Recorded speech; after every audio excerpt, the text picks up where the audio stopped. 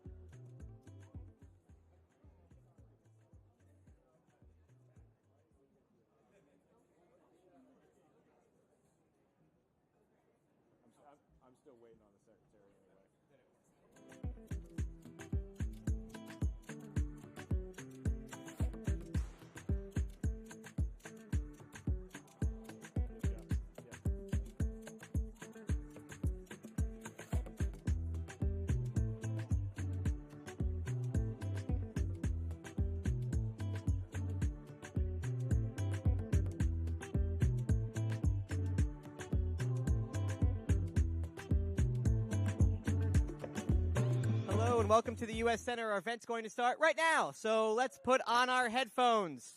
This is where I give your flight attendant speech about how to have the headphones work. They already should be on. Just put them over your ears. If there's any issue with the sound, just raise your hand and someone from the U.S. Center staff can come help you. Where the same side where there's a power button, there's also a volume button where you can change the volume on your headphones. Thank you. And it's our honor to kickstart today here at the U.S. Center with our first event, Building Rural Economies and Markets Through Partnerships for Climate-Smart Agriculture and Forestry. Well, good morning, everyone. And Tom, thanks for doing the housekeeping, because me trying to explain how to use your headsets, he's way better. My name is Nick Gardner. I lead the Sustainability and Multilateral Affairs Group at the U.S. Dairy Export Council. And it's really my pleasure to be your moderator this morning as we talk about building rural economies and marketing through partnerships for climate-smart agriculture and forestry.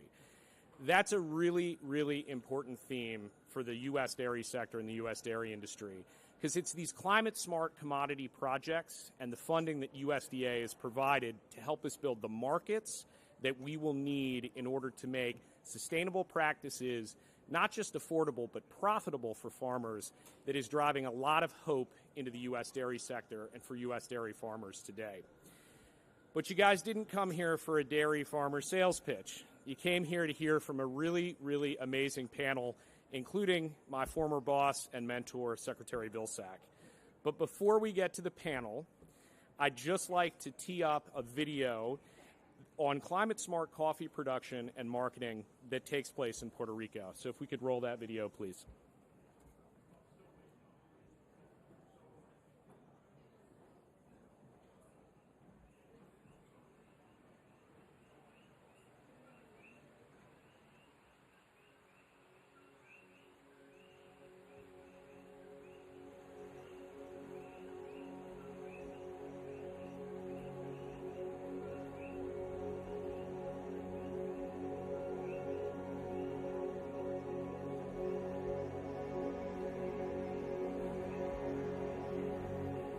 When you talk about a cherry, I think of a coffee cherry.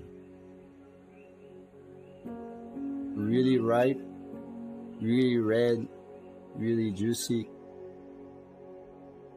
If you grow it in the shade, you get more flavors and more aromatic compounds. Brings out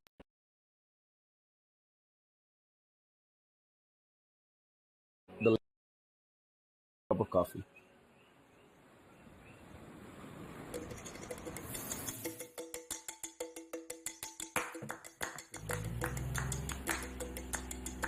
When we started the farm, we really didn't catch a break. Dealing with hurricanes is an ongoing problem. We thought we were not going to continue on. But, no matter how rough and how bad it got, we knew to be a generational farmer, we needed to be climate smart.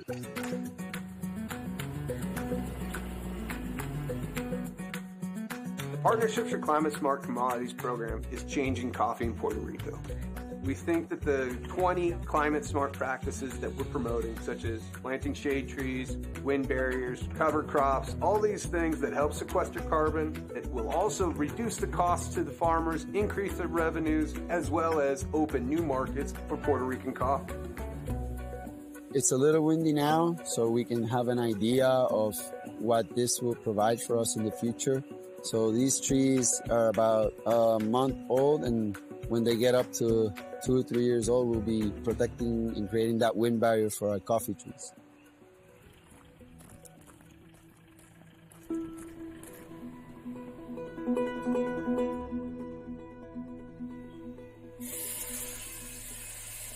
The way we see the future is that, we come together and we want to produce a better cup of coffee with climate smart practices for the next generation.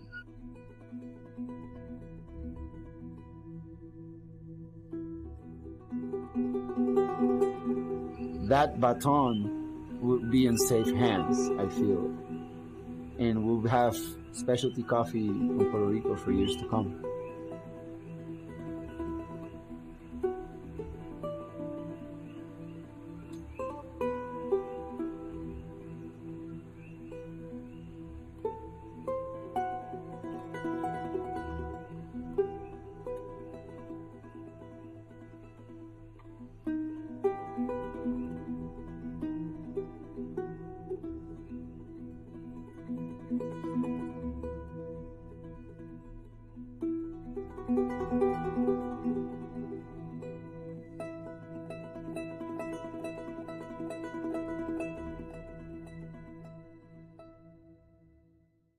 Well, certainly an inspiring look into one commodity that's benefiting from our Climate Smart Commodities program.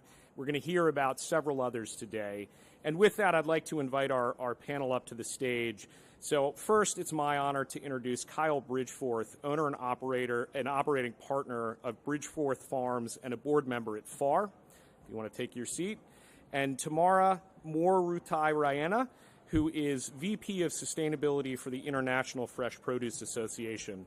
And before we hear from our panel, we're going to yield the podium here to a man that needs no introduction, Secretary Vilsack, please.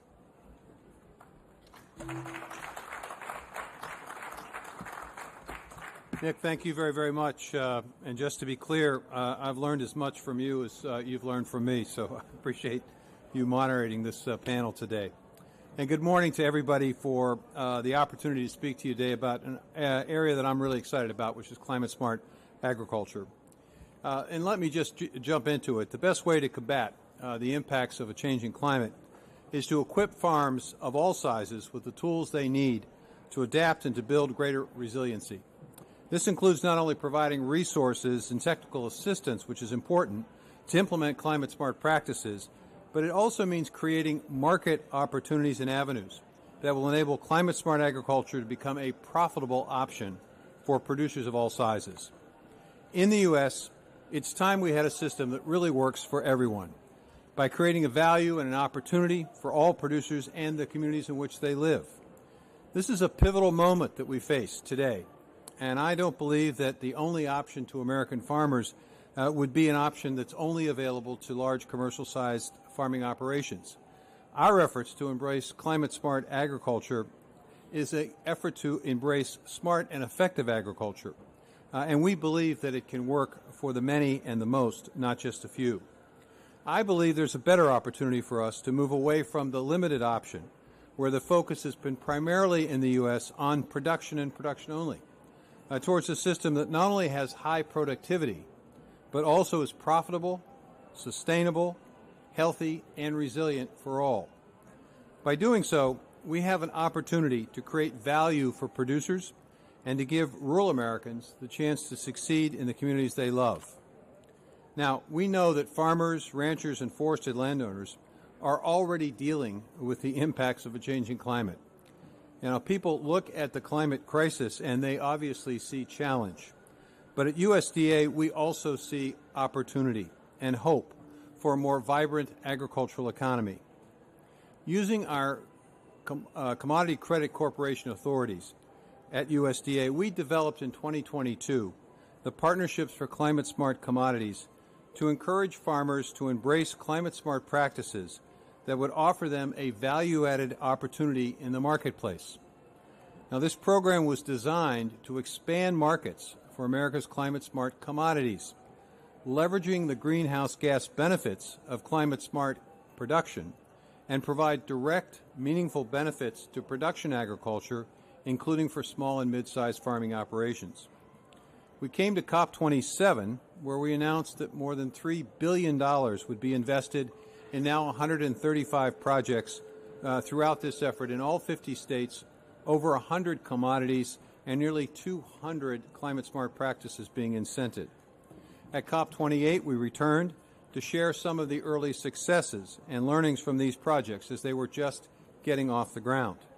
So this year, I'm excited to share with you the progress that we've made over the last year.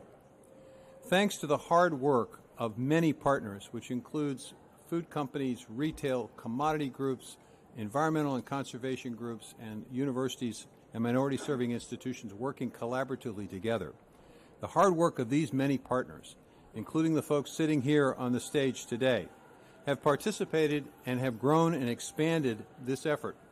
Today we have over 21,000 enrolled farms, approaching nearly 5 million acres of working lands that are enrolled in these projects, producing, as I said, over 100 commodities and using nearly 200 climate-smart practices, creating a value-added proposition, a new commodity, if you will. Of these climate-smart commodities, now there are over 40 such projects that are actually being sold in the marketplace to buyers like universities, food hubs, processors, retailers, food companies, and directly to consumers in the U.S.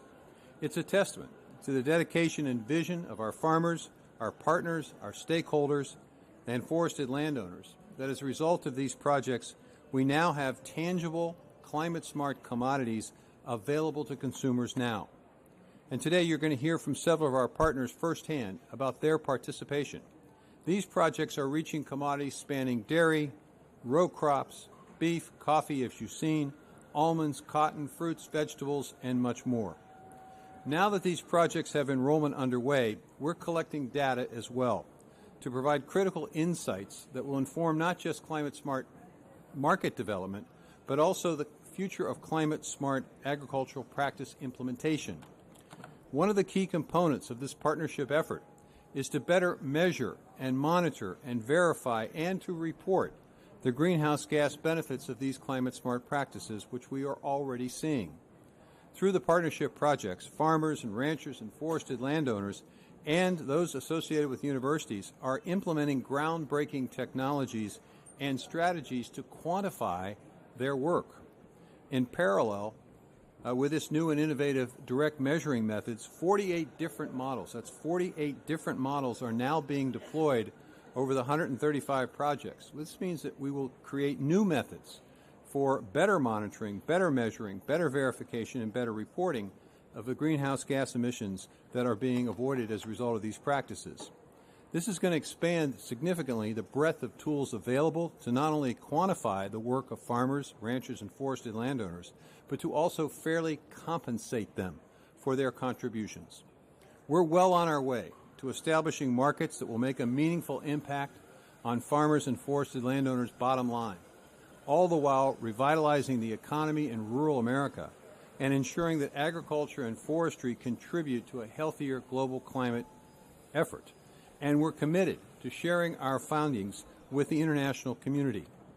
The bottom line is simply this. Through our investments and the work of American farmers and forested landowners, we can position agriculture and forestry as leaders in tackling climate change. It is my firm belief that we have the capacity in agriculture and forestry to get to a net zero world faster than perhaps some of the other aspects of economies, whether it's transportation or construction or utilities or whatever it might be. And the findings of our current efforts will certainly inform this effort, both domestically and internationally, impacting generations to come. Together with our partners and alongside farmers, ranchers, and forested landowners, we can indeed achieve a shared vision of thriving economies and rural communities as well as climate solutions. With that, I'm going to thank you, and I'm going to turn it over to our moderator, Nick, for the discussion. Thank you, sir.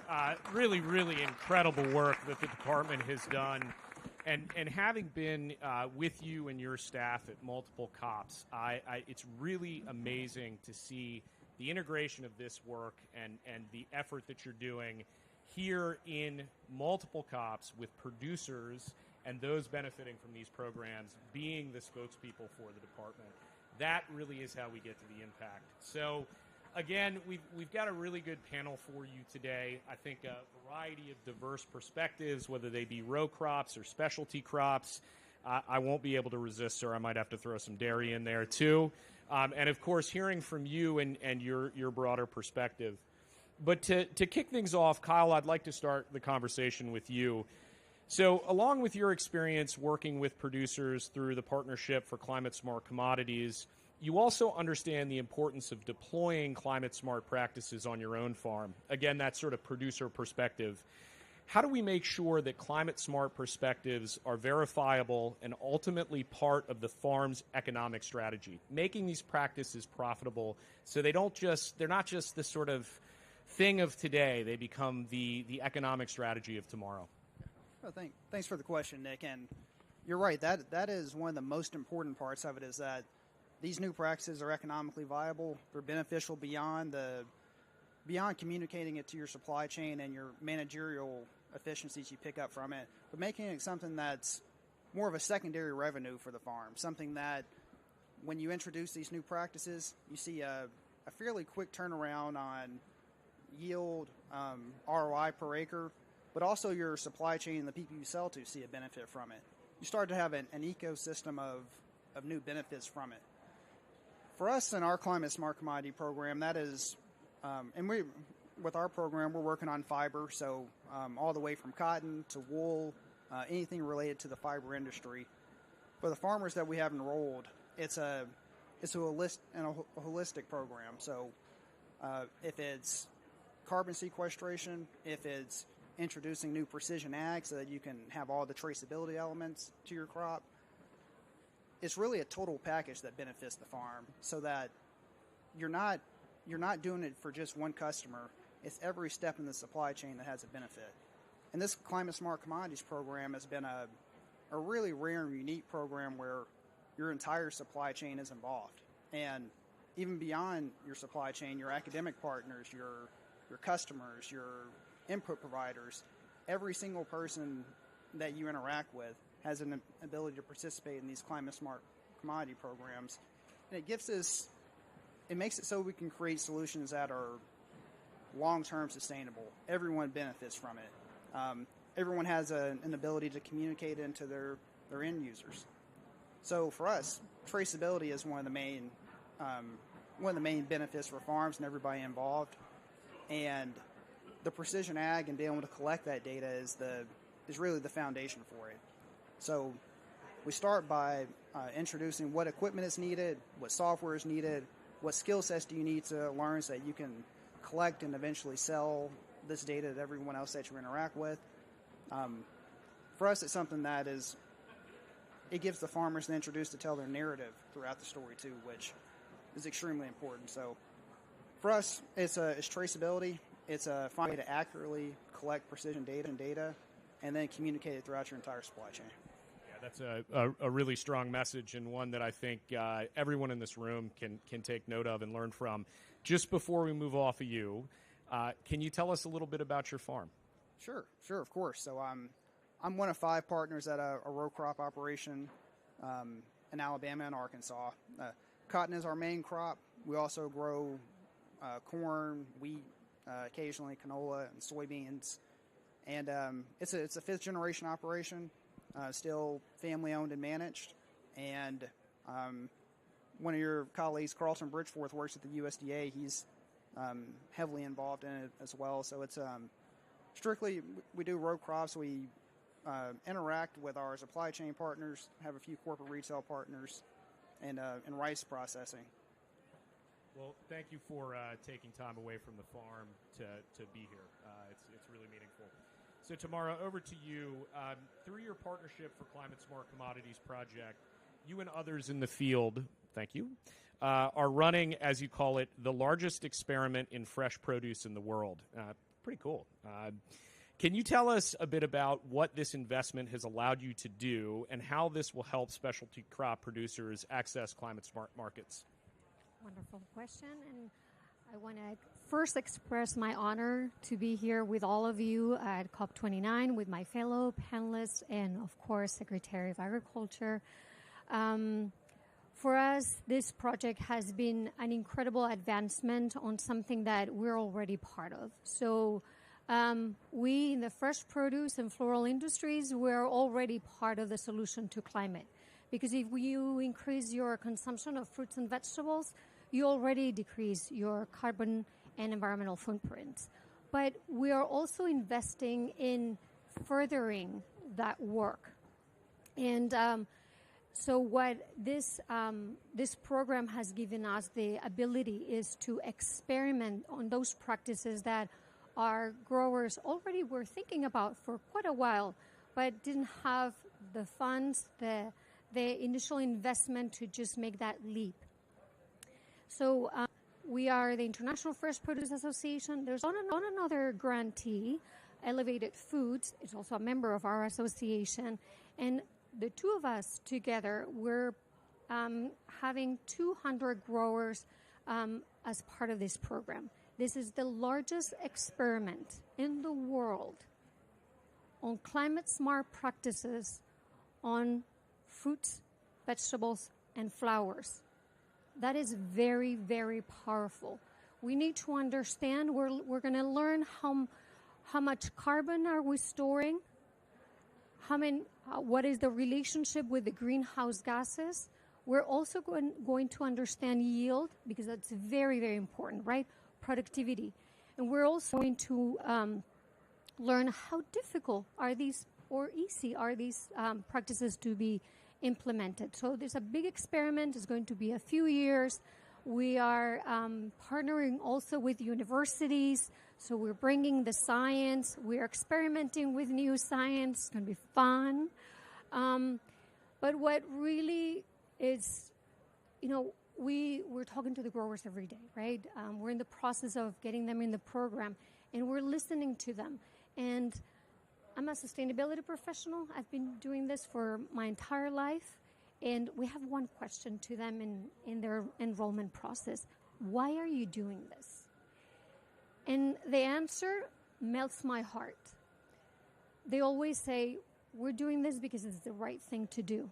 We have been thinking about this for a long time. We just needed the funds to be there. Some wanted to experiment with algae, as an amendment to soil to store carbon. But those funds are allowing them to get there, to experiment, to furthering those practices that before they were just something they thought about, but it wasn't possible. And so that's why we're really excited. And so far it's been extremely successful. Our enrollment process has blown my mind. We're almost done with the enrollment process this year.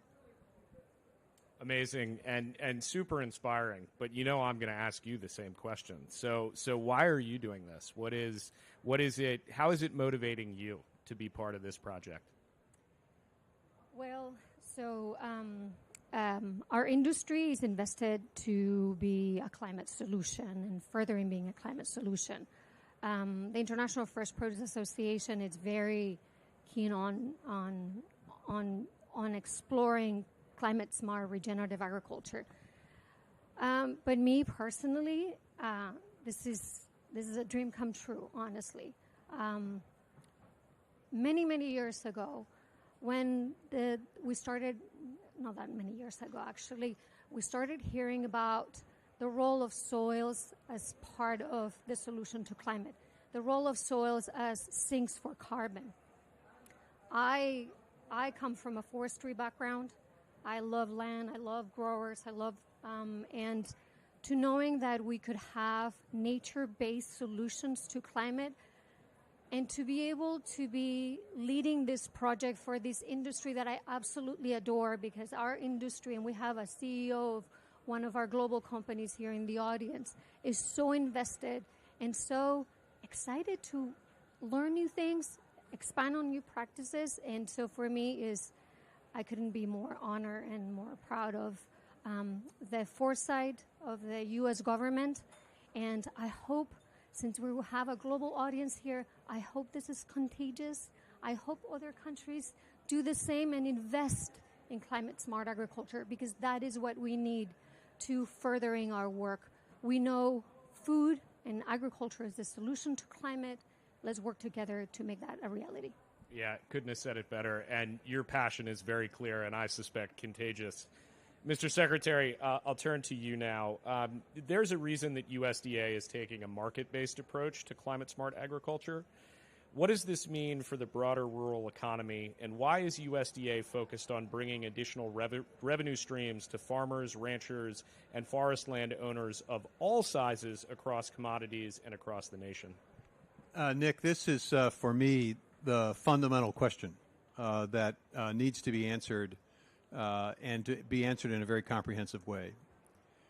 Look, here is a newsflash. Not all farmers are the same. I think there's a tendency on the part of all of us to lump farmers into one large category and assume that the circumstances for farmers are generally the same regardless of size or method or whatever they're growing or raising. But there is, at least in the U.S., a significant distinction between very, very large commercial-sized operations that do an amazing job of producing most of what we grow and raise in the United States, allowing us not only to fulfill the needs of our people, but also to export to others who need what we can grow and raise for their own food and nutrition security purposes. And they have done an amazing job, and they need to be an integral part of whatever the plan is in the future. But we are a commodity-based economy.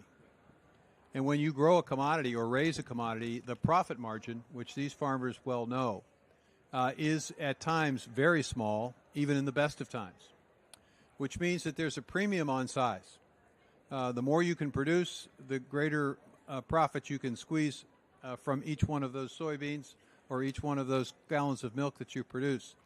But size comes with it significant financial challenges and opportunities. The way in which the income in the U.S. agricultural economy is divided really rewards those of large size. To give you an example, 2022 was the best year in farm income in the history of the United States. But if you go out and talk to farmers during that year, they would not have indicated to you that they themselves were having the best year. Why is that? Well, the top 10% of our farms represent roughly 180,000 farms out of 1.8 million. They received during that record year 85% of the income, which meant that 1.6 to 1.7 million farms had to share 15%, which explains why nearly 50% of those farms in that 90% didn't make any money at all, and roughly 40% made money, but the money that they made to support their family required off-farm income. So the question that we ask ourselves at USDA is, why is it that 88% of American farms have to have off-farm income in order to sustain activity, in order for people to do what they love to do, which is to farm? Why is it that we make the farm family work harder? Why can't we figure out a way to make the farm work harder? Why can't we figure out a way in which farmers not only get paid for the commodity they raise, but also the method by which they raise it and the environmental result that they obtain from it? Now, instead of one source of income, that tiny amount from each commodity item and unit, now you have an environmental payment. You may have a utilization of farm waste into something more valuable. Since you're a dairy guy, let me use a dairy example to sort of underscore this. So in Wisconsin, there's a wonderful three farm families actually, that operate Dairy Dreams. Great name for a dairy. Here's what they do. They take the manure from their cows, which in the past has been used by farmers to apply on land around their land and their neighbor's land, oftentimes, frankly, without much precision, maybe in some cases over-applying that manure, creating some issues with water quality. That's a problem. That's not that's a challenge. These folks saw it as an opportunity. What if you took that manure and combined it with food waste from the community so that we reduce the methane coming out of our landfills? What if we put that through a digester and see what we could produce? Well, it turns out you can produce methane. Well, it turns out that there's entities that are interested in buying that methane to produce renewable natural gas. Well, what do you know? That's income source number one from that manure. Now there's something left when it's all said and done. What do you do with it? Well, this farm family said, we need bedding for our cows. Let's use it as bedding. Well, that's a reduced cost associated with that operation. Well, the bedding obviously at some point in time gets used up and has a lot of stuff in it. What do you do with it? Well, how about if you put it through another process, financed in part through USDA, and extract from that bedding a nitrogen fertilizer and a phosphorus fertilizer, two different products that you can apply on your own land, reducing your fertilizer costs, or you may be able to sell it to your neighbor. That's income source number two, income source number three. Now, instead of just selling the gallon of milk, they're selling the methane, they're selling the nitrogen-based fertilizer, they're selling the phosphorus-based fertilizer, they're using bedding to reduce their costs, they're using the fertilizer to reduce their costs, and what they have left when it's all said and done is water that can be placed in the rivers and streams in the state of Wisconsin, which has a high level of requirement before you can discharge into a river or stream, and they meet those requirements. Now that is the future. That is a way in which farms of all sizes can generate multiple sources of income. Now what that also does is it creates rural jobs. Somebody's got to take that methane and convert it into renewable natural gas, right? Somebody's got to figure out how to make and install and repair those machines. Now, all of a sudden, those are more jobs, better paying jobs in rural places. Now, here's the kicker. We've started this, and previous to starting this, we saw a decline in rural population in America. In the last 2 years, we've seen an increase in population in rural America. So to me, the more we help these folks out, the more they're going to help us out. Here's the last piece of last answer. Why is that important? Well, it turns out that a significant percentage of our military, those who serve us in a volunteer military, come from rural communities. When you shrink the population of that rural area, you shrink the population of people willing to serve in the military, which is why recently our military has had a hard time meeting their recruitment goals.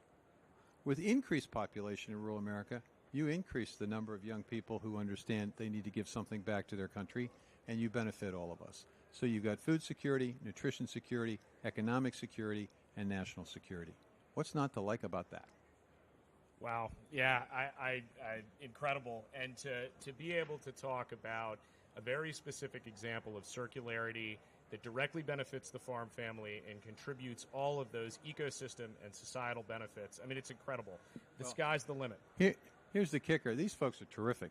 They not only figured this out, they also figured out that, you can sell your milk to a larger processor. No problem. Great idea. Need it. Got to put it in the grocery store. But the reality is the farmer only gets, 15 cents out of every food dollar. But they figured out, if you convert a little of this milk into cheese and you sell it in the local market, you get 50 to 75 cents of that food dollar. So that complements, and this is a farm that supports 3 farm families. Here's what we know about farmers. They love to farm, and they absolutely want that next generation to have the same opportunity and an even better opportunity. And I think we're now on the cusp of being able to provide that. Thank you, sir. And if I may paraphrase, so Secretary Vilsack's message here is try Wisconsin cheese. Anyway, so I think for our next question, I want to sort of kick it open to all of our panelists. So achieving our climate goals will not be possible without landowner buy-in. We've talked a little bit about some of the ways that we can build the financing, but we also have to have the landowners that want to do this.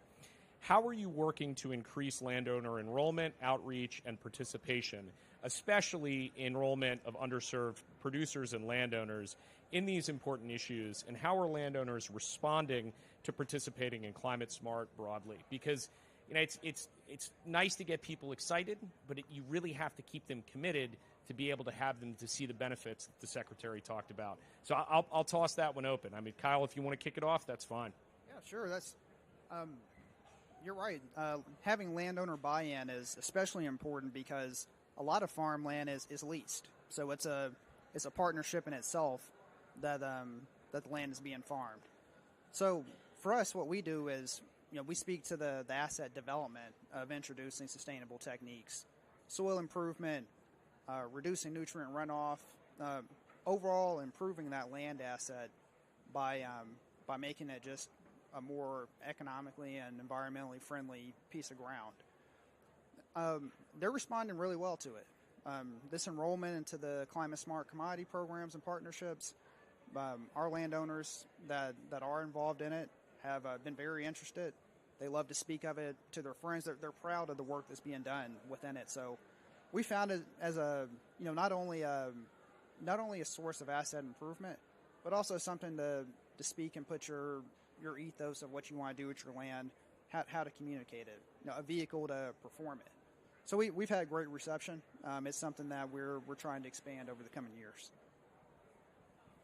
For us, the excitement has exceeded all of our expectations. We had no idea that they were so excited to embark on this journey for climate smart agriculture.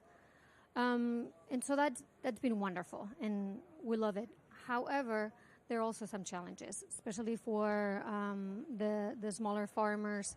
Is always they're farmers, and is the paperwork. And these are, of course, federal grants, and the paperwork has been a little bit challenging for them. So what we're doing is increasing our work with our partners. We have partners within the project that work directly with growers and support them in every step of the paperwork process in getting their Also, another challenge that we have found is that in California, many of the vegetable growers and some of the smaller berry growers, so strawberries, etc., they don't own the land. They lease the land, and they rotate. They do the actual rotation. However, it can be, they're not using the same piece of land through the years, so a project like this might not work for them, and that's been a little bit challenging. So we're trying to find other growers, vegetable growers that stay more stable, so they can enroll in this project. You know, Nick, one of the great stories of American agriculture is the story of the beginning of Pioneer Seed Company. Henry Wallace, who founded the company, thought he had a really great idea called hybrid seed. And so he went out and to the countryside and attempted to sell the hybrid seed on the theory that it would increase productivity. He had very little success having farmers embrace this new innovation. Farming is itself a risky business, and farmers just weren't willing to take the leap. A fellow by the name of Garst comes along and says, here, man, this is the way you need to do it. The first year of operation, you need to give the seed away. You just need to give it to people. Have them use it, have their crops grow, have their yields increase, have the neighbors peek across the fence line and go, hey, what's going on over there? Your field looks pretty good. And that's, in fact, what they did, and, in fact, that's what created this rather significant seed company that still does business today under the Corteva brand name. That's basically the secret sauce of climate-smart agriculture. You create the financial incentive, both in terms of reducing the risk of implementing climate-smart practices by paying farmers, and you provide a potential market addition or value added. Now there's an economic opportunity. And what's happening is people see the soil benefits and the water quality benefits. They start talking to their friends and neighbors, and their friends and neighbors say, hey, you have a deal. I want part of that deal. What do I need to do? So it's this tried and true tradition of making sure that we make it easier, notwithstanding the paperwork, for farmers to participate. Now, here's why it's important to engage small and mid-sized operations. Two reasons. One, we don't need further divide in agriculture in the sense that we don't need to have the haves and the have-nots. We don't need to have sometimes the concern that grows in a community where somebody succeeds greatly and others do not. So providing assistance and help to small and mid-sized and historically underserved producers creates a sense of community and connection to this that spans all of agriculture. It is a way of saying, at the end of the day, agriculture understands crop diversity. That's why you rotate crops, right? That's why you grow different crops in different cycles in order to enrich your operation. That same principle is true for a successful operation like Climate Smart.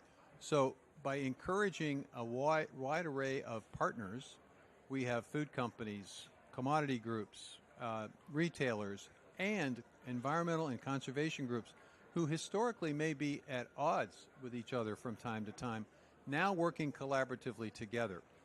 We have minority farmers working with majority farmers. We have small farmers working with large farmers, each learning from each other. And maybe then we can create a greater sense of connection and community within agriculture so that, in turn, there will be continued support for all sized operations. So I think the benefit of this is significant. I think it's important to include minority serving institutions because they are an avenue. And certainly USDA has a responsibility, given its history, to make sure that we are ensuring that all producers have a shot at this. Yeah, very powerful message there, sir. And, you know, I hope during our Food and Agriculture Day at COP29 that you will be preaching those same tenets today. That incentive-based approach, I think some of our international colleagues could benefit from hearing that. And also that sense of community and sort of collective that has really helped U.S. agriculture. So we're running a little short on time, but I can't let you all go without asking the MMRV question. So it's really, really important, certainly to the dairy sector, that as we do the right thing, as we ask our farmers to change their practices, that they can demonstrate with really good data that's verifiable that those practices are having an impact. So, it's that credibility in climate benefits generated through climate-smart agriculture and forestry that are so critical. So, really, because without it, we won't be able to realize the economic benefit. So how are you working to quantify the progress that is being made and then translate that data to lessons learned to support broader adoption? And how can we create a system that is both credible and accessible to landowners of all sizes without imposing added costs? So maybe 1 minute from each of you, just because of our time here. Sure, and I'll say it as quickly as I can, but I think that we have to find a universal metric that all of our partners spoke within, whether it was carbon sequestration, whether it was dollars throughout the supply chain. We had to find what was beneficial to everyone. And then we found a way that our farmers and rural could provide it. So it started with data for us. It started with collecting it, utilizing the managerial benefits, translating it so that every person throughout that supply chain can extract something from that data and benefit from it. That's what it gave to us. We see it as something where the very end of that supply chain, the retailer is asking specific questions from the farmers, and you're able to provide it through data. We consider it a success, and that's what we're doing in our program. For us, it's a multitude of methods to get there. One is taking soil samples. We are working with Cornell University and University of Florida to analyze the carbon in the soil and also soil health. We're also having remote sensing and digital imagery of the land from University of Florida to understand the greenhouse gas emissions. We also are visiting the growers on a regular basis to follow up with them, but also to ensure that those practices are followed. And of course, always paperwork is always a wonderful way to increase that transparency. That is a very old tested system. So that's what we're doing. Look, Nick, if you can measure something and monitor it and verify it, you can market it. So it's critically important to the ability to market the environmental result from the practices that we be able to measure and monitor. That's why we've got 48 different measurements and monitoring systems being tried out in the climate smart practices area. It's also why we dedicated $300 million from the Inflation Reduction Act of additional work that's being done at USDA in partnership with universities and others to create even greater refinement in the method. Ultimately, we have to get to a point where there's a universally accepted set of standards, which in turn will allow us ultimately to provide labeling and information to consumers, which in turn will allow the marketplace to be a trusted marketplace. So it's a stream of connection, if you will, from farmer to consumer that we want to create this verification system. We're learning a lot, and we've been challenged by Congress to essentially create a set of protocols in terms of how you go about this, and also to identify those who are in the best possible position to be verifiers, to be the folks who utilize these protocols, utilize these standards, utilize best practices to come up with concrete results that in turn marketplaces can reward, farmers benefit, and consumers can get trusted information so that their consuming dollar is spent the way they want it to be spent. So you got to have it. So I really like the universal metric approach, enabling our producers to be able to actually complete the MMRV, and then to your point, sir, about being able to monetize that through really, really rigorous protocols and to be able to build that story, which is a big part of what I do. So I think we've completed our panel right on time. I was waiting to see how long your initial remarks were going to be, since I've seen that same speech do 45 minutes, but my compliments, sir. It's been a really, really great panel. I've learned a lot, and I think for me as the moderator, the key take-home message is that passion, right? It's that excitement about this opportunity that USDA has provided us. There's a lot of work to be done, but there are a lot of people who are working towards it. We have just a tremendous opportunity And as I travel the world and talk to a lot of producers elsewhere, what I consistently hear is how much they wish that their ministries of agriculture were offering these same opportunities. So kudos to you, sir, and thank you for the opportunity. We won't let you down.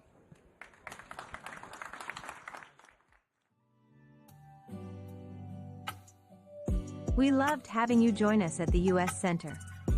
Please remember to return your headsets as you leave.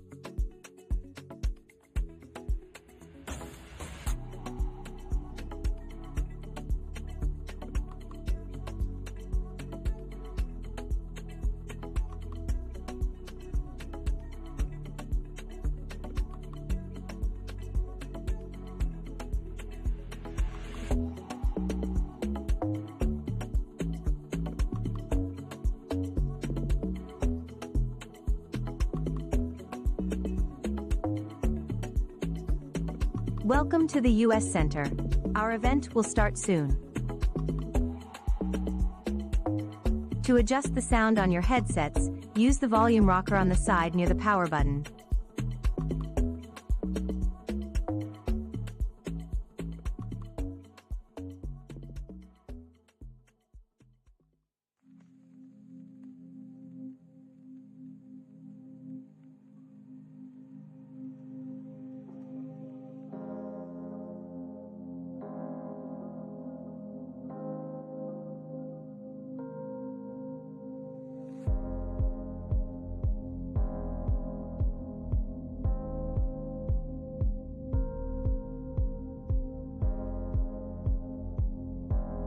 If you are curious about the full U.S. Center schedule, please scan the QR code at the reception desk.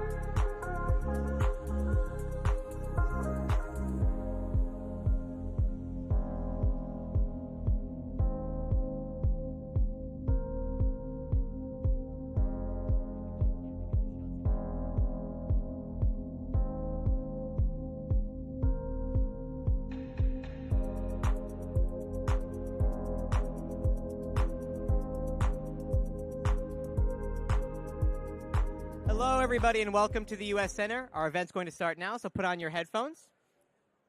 They already should be on. Just put them over your head. If you're wanting to make it louder or softer, on one side there should be a power button, and next to the power button is your volume button. At any point, if there's an issue with your sound, just raise your hand, and we will help you out. It's very exciting here at the U.S. Center for our event, Aim for Climate, Mobilizing Climate-Smart Agriculture and Food Systems Innovation for a Food-Secure Future. Take it away. Thank you very much, Tom, and good morning, everyone. Your Excellencies, distinguished guests, both here in Baku, Azerbaijan, and joining us online, welcome.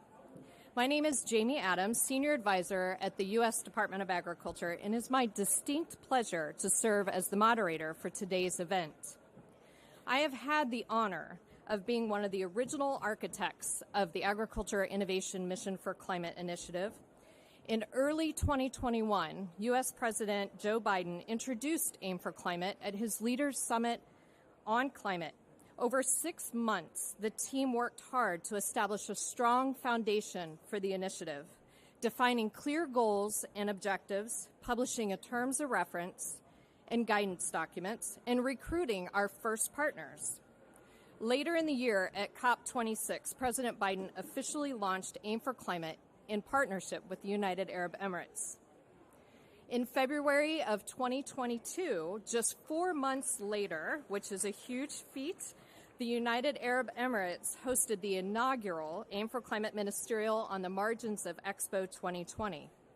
Then in 2023, the United States hosted the Aim for Climate Summit, which included the second Aim for Climate Ministerial.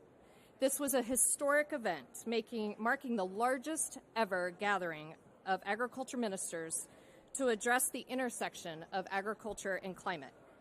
Each year, the initiative has gained further momentum, receiving endorsement from all COP presidencies. And tomorrow, partners will gather for the third Aim for Climate Ministerial. Aim for Climate's success has been built on 2 pillars: inclusivity and putting farmers first. Inclusivity ensures that all voices are heard and empowered. Everyone has a seat at the Aim for Climate table.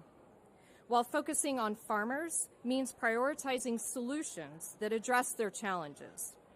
Climate-smart agriculture and food systems innovation enables farmers to produce more using less, sustainably increase productivity, and most importantly, improve incomes.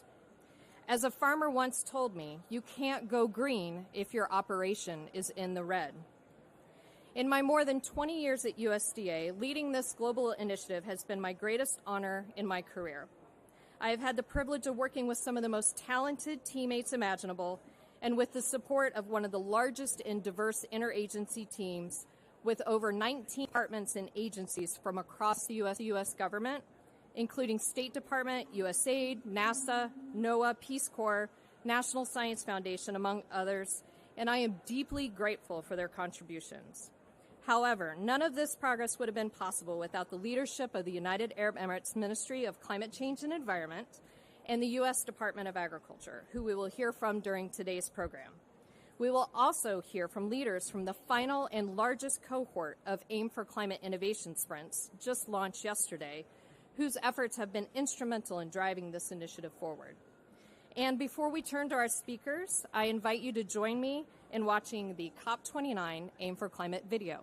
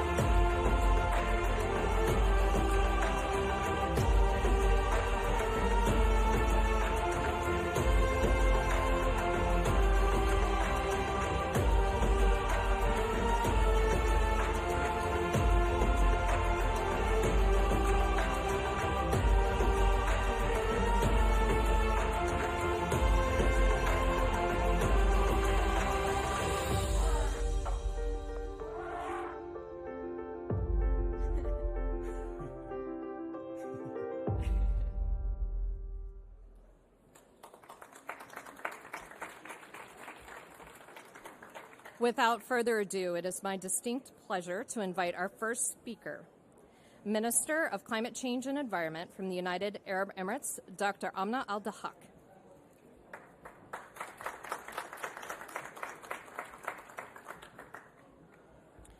Good morning. It's a pleasure to meet Your Excellency again today, and it's a pleasure to have everyone that are with us here in the room. Excellencies, colleagues, ladies and gentlemen.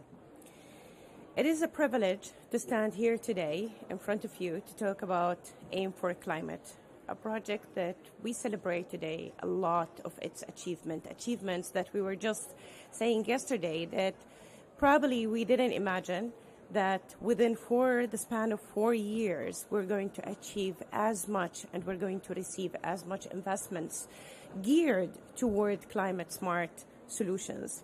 Since the launch, as Jamie have given a historical background of the program, of the initiative, since the launch in COP26 between the United States and the UAE, AIM for Climate has transformed the landscape of climate-smart agriculture and food systems innovations. The progress we've made is undeniable. From 8 innovation sprints at COP26 to 129 sprints today, from $4 billion in total investments to $29.2 billion, more than 7.5 folds of the original. From 79 partners to 8 total partners around the world, and from 31 nations participating in this to a total of 56.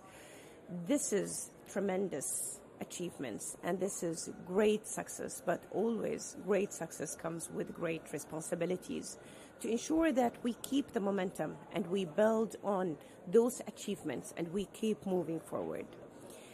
We cannot lose sight, with all of that progress, we still cannot lose sight of the road ahead, because food systems are a major contributor to the climate crisis.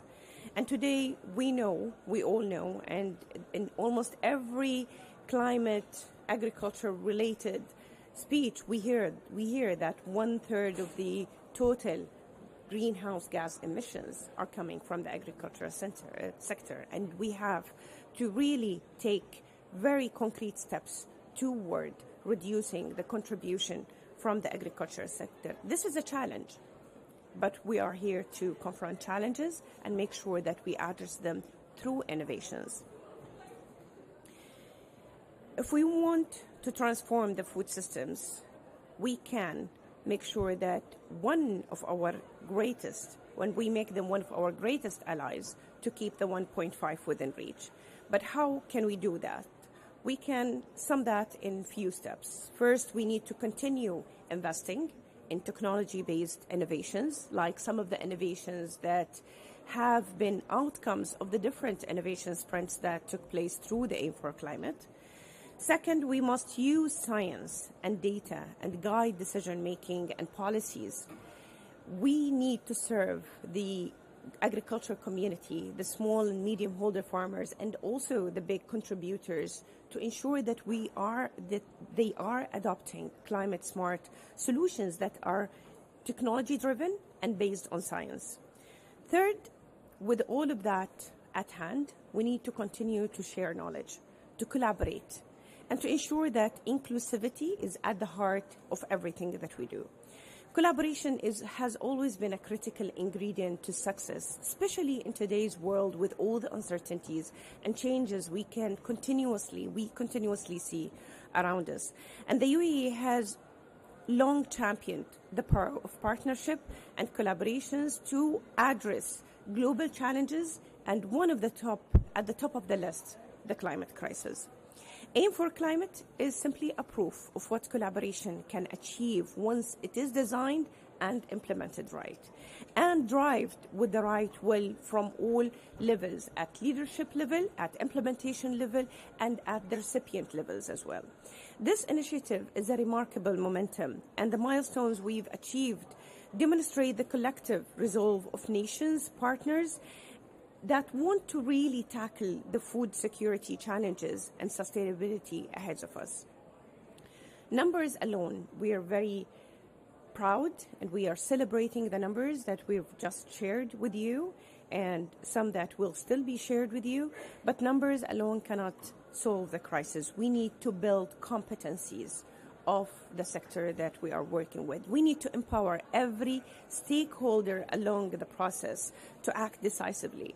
And through research, climate-smart solutions, and science-based policies, we can create sustainable food systems that meet the demands of today and the future. Inclusivity is non-negotiable at this point, and unity as well is non-negotiable.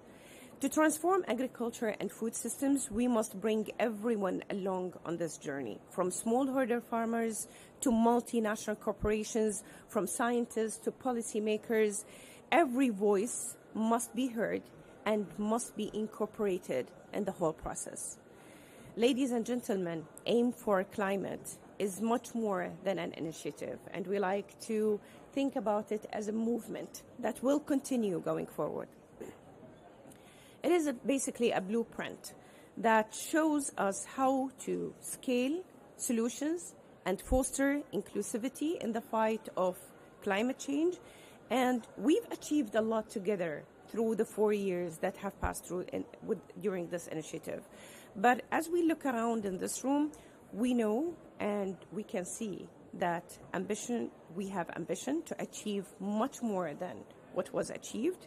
So let us turn this ambition into action, and let us continue to drive innovation forward, and let us build food systems that will secure the future of the generations to come. Thank you.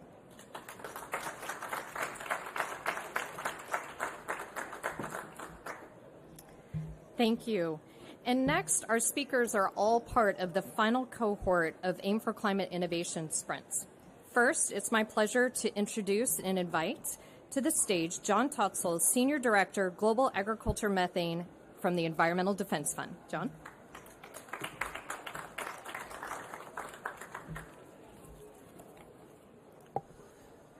Good morning, Your Excellencies, distinguished guests, fellow panelists. Thank you for the opportunity to be here today on behalf of the Environmental Defense Fund and our Aim for Sea Innovation inaugural partners, the Global Methane Hub, the International Livestock Research Institute, and the New Zealand Agricultural Greenhouse Gas Research Center to launch a global focus on accelerating win-win solutions for animal health and the climate. So a quick change up. I grew up on a dairy farm, and two fascinating things I like to talk about cows and their health. The first is that a baby calf is born without any immune system, and so it needs to drink its mother's colostrum, and that's how it actually builds its immune system to start. The second fact is, just like we feel our heads when to see if we're sick, with cows you feel their ears, and if their ears are cold, then you know that they have a health condition you need to solve. Why is that important here at COP29? Well, we know that 2024 is going to be one of the warmest on record. We also know that methane, the super pollutant methane, is responsible for almost a third of that heating and that warming. And that livestock are responsible for about 30% of human-related methane emissions. And so slowing the rate of emissions, helping farmers reduce the amount of methane coming from livestock is one of the fastest ways we can slow the rate of climate change, giving us ability to solve for carbon dioxide and time to do that. The good news is that there are things we can do today to help livestock farmers reduce the amount of methane created when producing milk and meat. Improving livestock health is one of these today's solutions. But it is a solution that we have not focused on globally, and where our Aim for Sea partnership sees a key climate win that can happen today, that can happen now. That's why we're launching the initiative today, and we're so proud to be part of the Aim for Sea Innovation Sprint. Just like you and I don't perform well when we are sick, when cows are sick, they put energy into fighting disease, not into producing milk and meat. This means that when they are sick, they are wasting that methane. Healthier cattle are a multi-win solution. Healthier cows produce more food to support global nutrition, providing economics for farmer livelihoods, and reducing the methane intensity of milk and meat. We also know that particularly for smallholder farmers, reducing the exposure to zoonotic diseases that they can catch from their livestock, has significant public health benefits. Both the FAO and the World Bank in various reports have cited animal health as an important tool in addressing livestock methane. A forthcoming study by the International Livestock Research Institute, partners from the Global Research Alliance and the Environmental Defense Fund, and funded by the Wellcome Trust, demonstrated that abortive diseases in cattle in Tanzania reduced protein supply that could feed 1 million Tanzanians and increased GHG intensity of that protein by 14%. We have tools today, vaccines, improved hygienic practices that can go a long way in helping livestock farmers improve their health of their cattle. Every country in the world can act today to help reduce the impact of agricultural methane on the climate through animal health interventions. And we already have countries such as Kenya and Uruguay who are working on pilot projects to do this and integrated into their NDCs. These are lighthouse examples of what other countries can do. What we need now is to drive these efforts with speed and scale. And what's new here is not what we do, but it's a renewed focus on how fast we do it and why we do it. Our Aim for Sea Innovation Sprint is a first-of-its-kind global campaign that brings together philanthropies, the public and private partners, and scientists to accelerate research, align financing, and spur on-farm adoption to deliver healthy improvements to animals. These healthy improvements also reduce methane emissions from livestock systems, reduce food waste, and enhance nutritional security and public health for farmers, especially smallholders and pastoralists. With strong support from the Global Methane Hub, funding from USAID, the Global Dairy Platform, and EDF, and working across the Global Research Alliance for Agricultural Greenhouse Gases, our initial investment is designed to drive the conversation on animal health and climate and build frameworks that allow for scaled investment and action. Thank you to the UAE and to the USDA for creating the Aim for Sea Innovative Sprints and for selecting our effort to be in this final cohort of classes. Aim for Sea provides a critical platform for us to move our animal health efforts forward and support farmers in delivering multi-win climate solutions. The partners listed are the inaugural members, of this effort, but we need all stakeholders to be engaged in this process. And we look forward to building this initiative over the next year. Thank you very much for your time.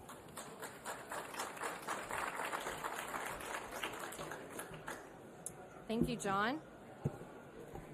Next, it is my pleasure to introduce the Executive Managing Director of CGIAR, Ismahan El-Wafi.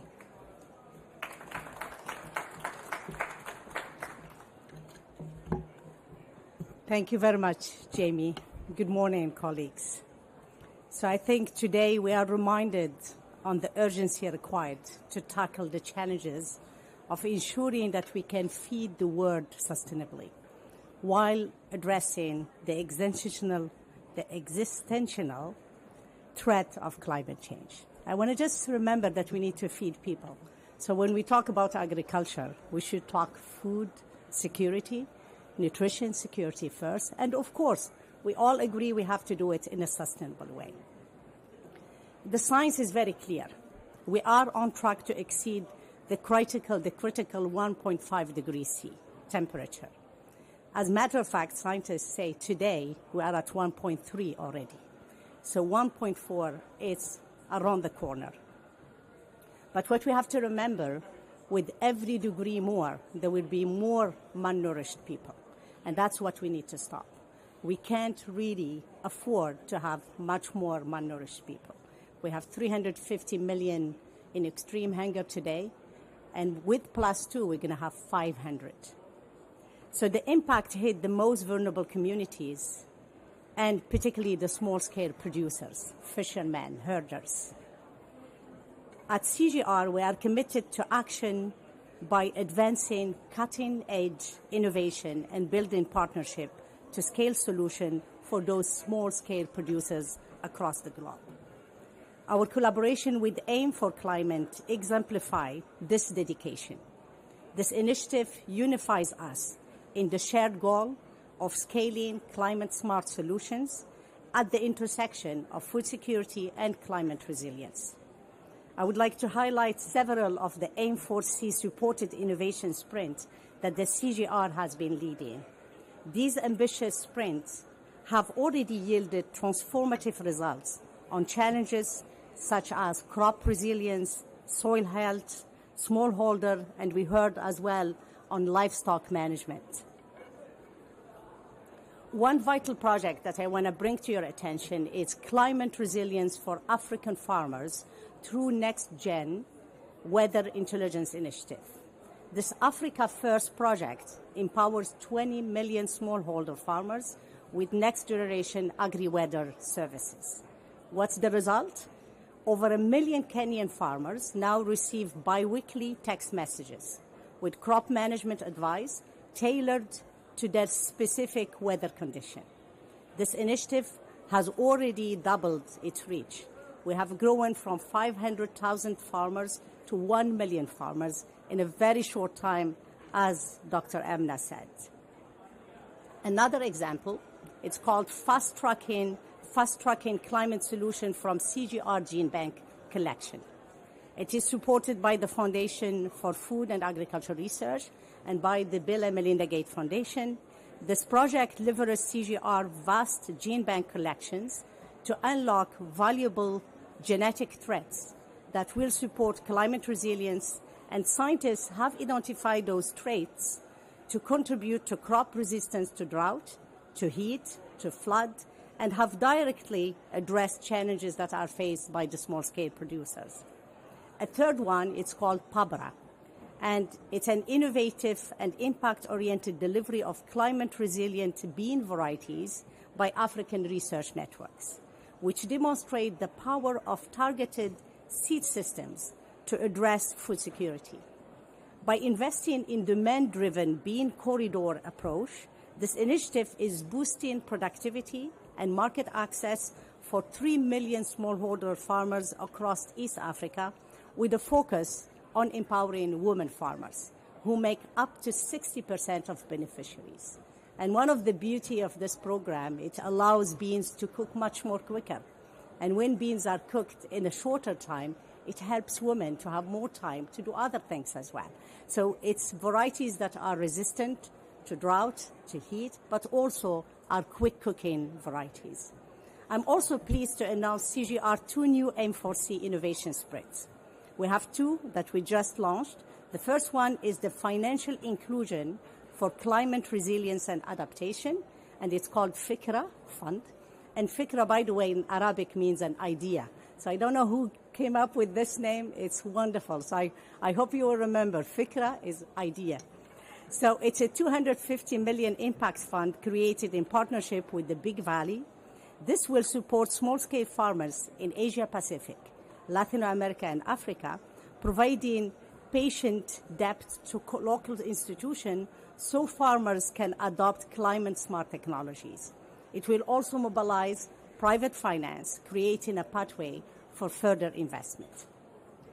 The second initiative is called ACT 360, Climate Fund, and it is a 150 million, 10 years blended finance program that focuses on circular agriculture projects in the Global South with a special emphasis on gender-responsive solutions. This fund will support mostly biochar productions, regenerative agriculture, and waste-to-energy projects and other sustainable practices. As we advance this work, I extend my gratitude to M4C and particularly to the US and the UAE governments for really creating the platform or the movement. Really, I like the movement idea, and really mobilizing the resources to address these pressing challenges. By increasing climate finance, especially for adaptation and resilience, and scaling innovation for the most vulnerable, we can reach those most in need. Let me just share with you that right now we are getting 4.3% of climate finance to the agriculture. Unless we multiply it by at least 10, we can do what we are saying about. And that's really one of the things I really like about M4C. It's the focus on innovation and the focus on bringing finance to scale up those innovations. Thank you very much.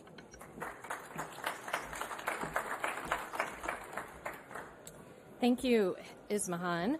And our last speaker of the Innovation Sprint Partners, it's my pleasure to introduce Petter Osbo, the founder and CEO of Atlas Agro. Thank you, Jamie. Your Excellencies, ladies and gentlemen. First of all, thanks to my co-speakers. Very motivational to hear about cow methane emission reduction and smaller productivity. It's very important. And thank you to the UAE, to USDA and DOE for the support we have had in our sprint. Atlas Agro, we build zero carbon nitrogen fertilizer plants. So we try to have an industrial solution to the fertilization of nitrogen. We use only air, water, and renewable energy to make our fertilizer. Like, why is nitrogen fertilizer important? So half of the world's population depends on the agricultural productivity that nitrogen fertilizer presents in order for them to eat. That's 4 billion people who depend on it for their daily food. According to the UN, the world population will grow to 10 billion people, so even more need. It's also the number one defense against deforestation due to the agricultural productivity that it provides. In fact, 2% of each of our bodies have been made probably in a Haber-Bosch process in a fertilizer plant. Now, not all is wonderful. Why do we need an innovation sprint? Nitrogen fertilizer consists 2% of world emissions. That's more than 1 billion ton. It's the same as all of global innovation. But the focus is much less. If you take a food stuff, the majority of the emissions actually come from the nitrogen fertilizer used to grow it. In fact, from the field to your plate, 60% of the entire emissions of a corn cob comes from the fertilizer. If you take an example of chocolate, for example, each kilo of chocolate that you eat brings with it 650 grams of carbon emitted to the air. And a cotton garment like this fine shirt brings with it almost 2 kilos per kilo of cotton garment. So it's a problem we need to solve. Now, earlier or only fossil production has been profitable. So the industry believes and the financial community believes that it cannot be done green, but it can. So the sprint that we're launching is to launch the first 2 fertilizer plants in the world with this technology in Richland in Washington State and Uberaba in Brazil. And the thing that is different is, first of all, the business model. So instead of building world-scale plants in a low-cost location and exporting to the world with polluting and costly transportation, we are using local renewable energy in the market that needs them. The plants are still big. It's $1.5 billion per plant. It will feed about 16 million people, but still smaller than the existing ones. In addition, we have a proprietary technology that reduces the cost and the capex by 15%, 10 to 15%. Doesn't sound like much, but that's half of the difference between a fossil plant and the thermodynamic minimum. So the laws of physics, getting pretty close. Now, we're thankful for having been part of this sprint. We're getting the 2 first plants built. However, today there are 0 such plants, and the world needs 800. Each of them costs way more than $1 billion, depending on where you build, and takes more than 5 years and 7 million man-hours. So we're not getting it done fast enough. So to speed that up, you can do several things. You can do, like the EU ETS has a tax on carbon. Of course, that costs money for the consumer. You can do like the US hopefully will do, have a IRA 45E, so a financial support, which of course also costs money for the taxpayer. Or the industry can pay itself. So by having financial innovation, which we have been discussing at this COP, some kind of insurance mechanism that allows non-fossil producers to get the bank financing they need. So we are the last cohort of the innovation sprint, but this is not the end of all the sprints. Our first project today will set the benchmark for what can be done in this industry, and it will set it on course to a transition. And now that has become inevitable. Thank you.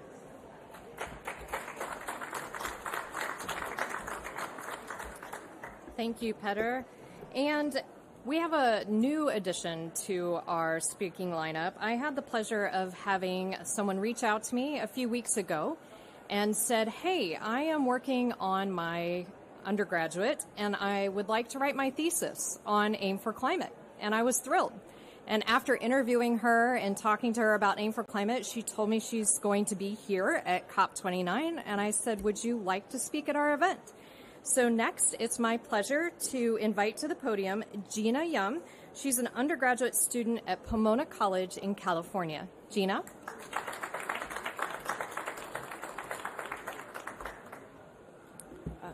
Thank you, Ms. Adams, for that warm introduction, and thank you so much to the remarkable researchers, policymakers, and stakeholders here who have made Aim for Climate a reality.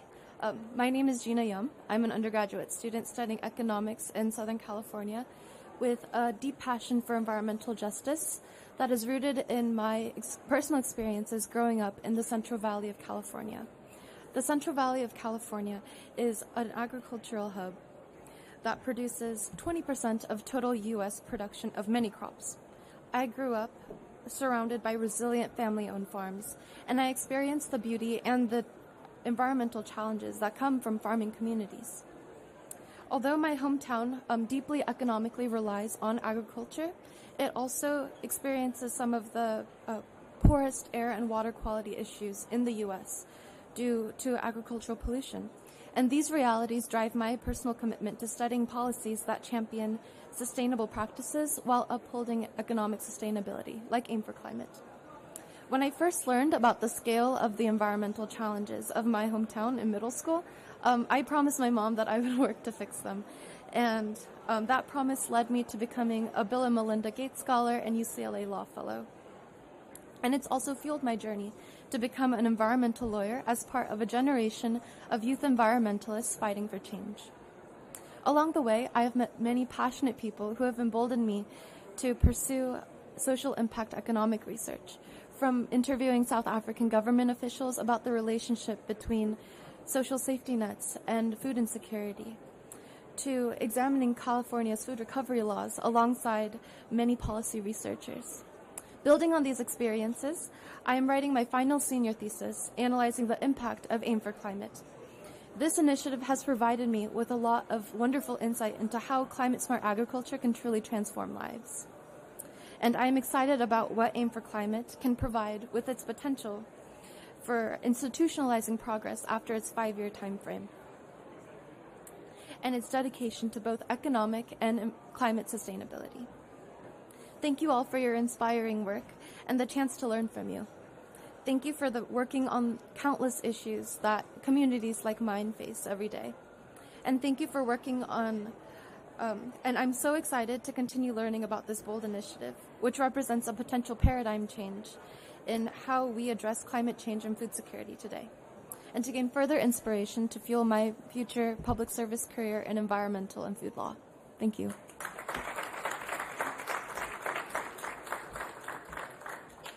And I'm sure she has some business cards to share as she evolves into graduate school and will need internships. So I'd encourage you all to connect with her, and I look forward to reading her thesis. And our final speaker today is my boss, Secretary, U.S. Department of Agriculture, Tom Vilsack, and he will close us out as well.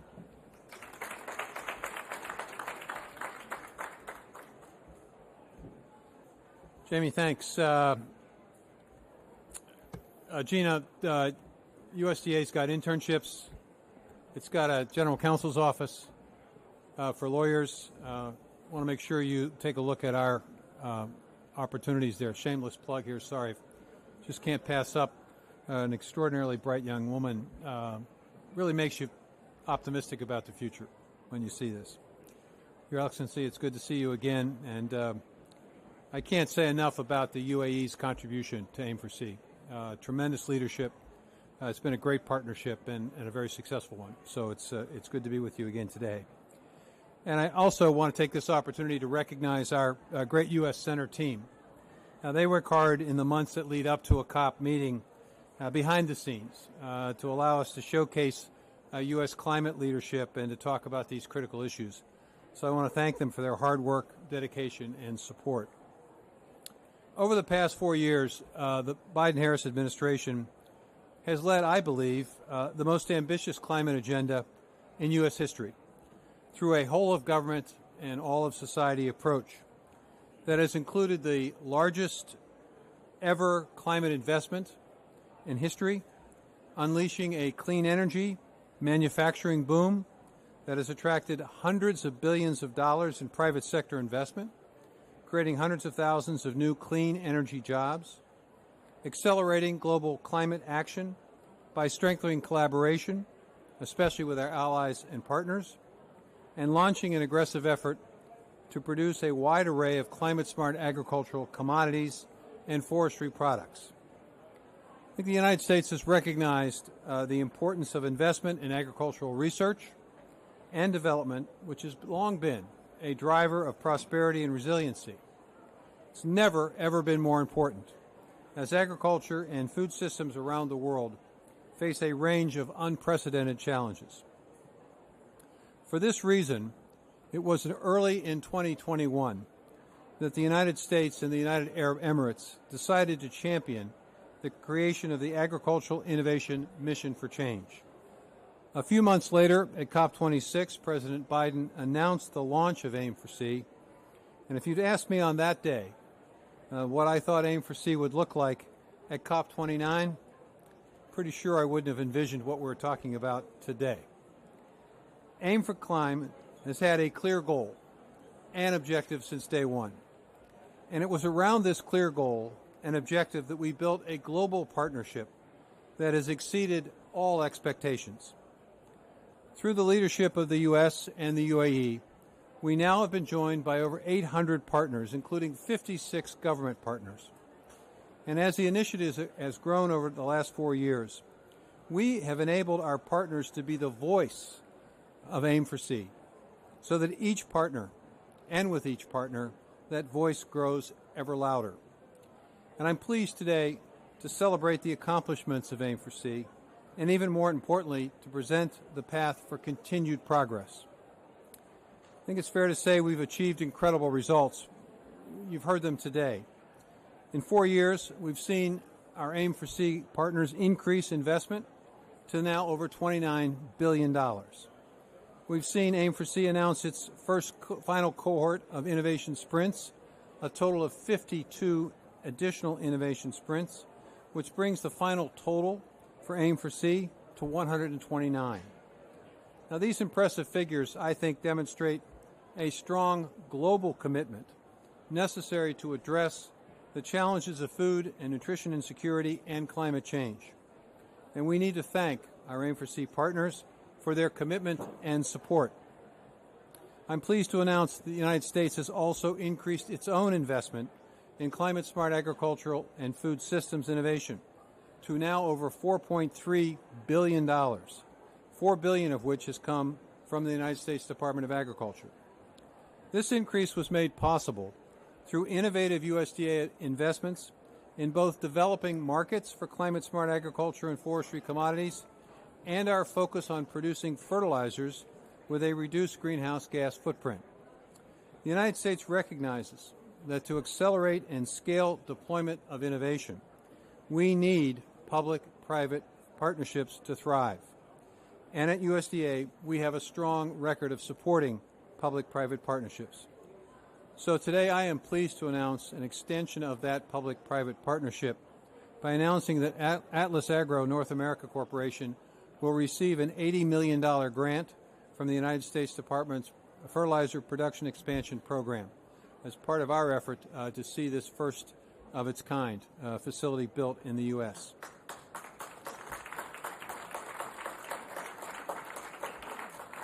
Now, as has been stated, Atlas Agro plans to construct this new large-scale green production facility to increase nitrogen fertilizer availability in the U.S. without adding to agriculture's carbon footprint. They intend to meet this requirement by producing nearly 700,000 tons of zero-carbon nitrate fertilizer in an underserved area in the Pacific Northwest of the U.S. They plan, as has been said, to provide farmers with fertilizers that will boost crop yield and quality, enable precision farming to take place, reduce the environmental impact of that farming, facilitate green crop premiums for producers, and deliver products to farmers in emission-free trucks.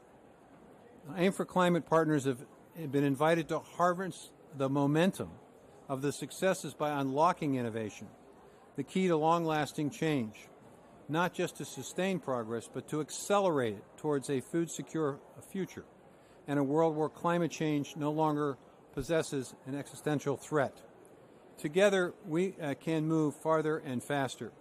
And Her Excellency made an extraordinarily important point yesterday about innovation. Oftentimes with innovation, there is failure. But the key here is to fail fast so that we learn to move to the solutions that work. Agriculture and food systems present, I believe, real and immediate opportunities for cross-cutting climate action that delivers benefits for people, the planet, and the prosperity of farmers, all the while supporting food security and nutrition security, biodiversity, and sustainable rural development. Despite this tremendous success, it is clear our work is not done. Aim4C is a 5-year initiative,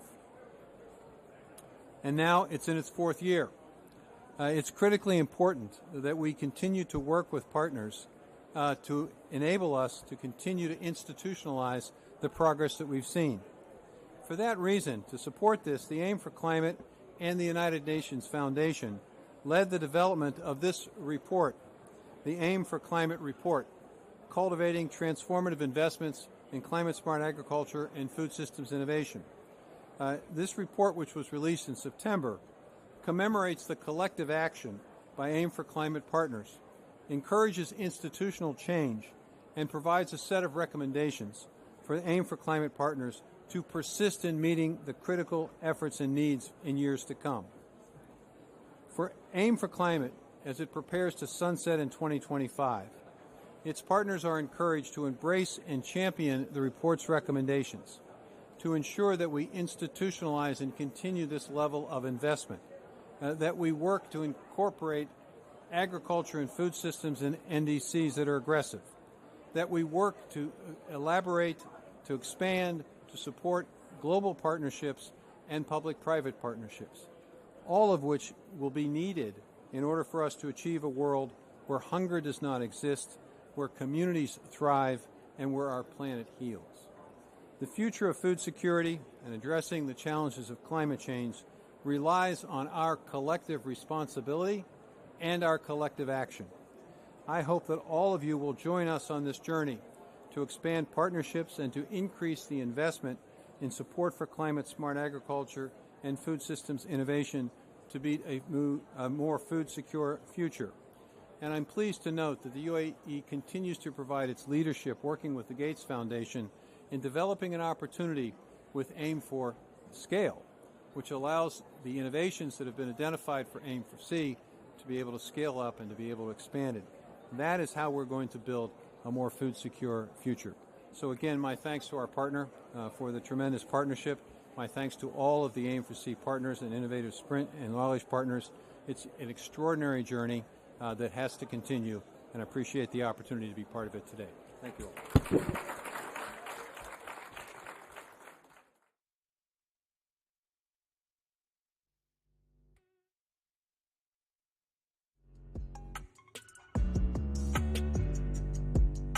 We loved having you join us at the U.S. Center. Please remember to return your headsets as you leave.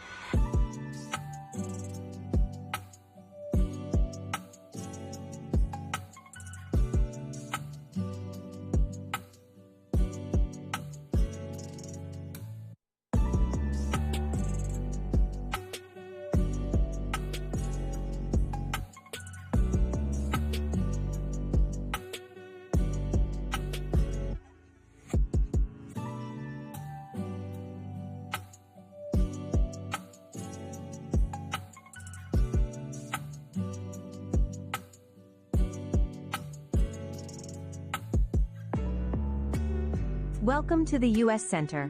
Our event will start soon. To adjust the sound on your headsets, use the volume rocker on the side near the power button. If you are curious about the full U.S. Center schedule, please scan the QR code at the reception desk.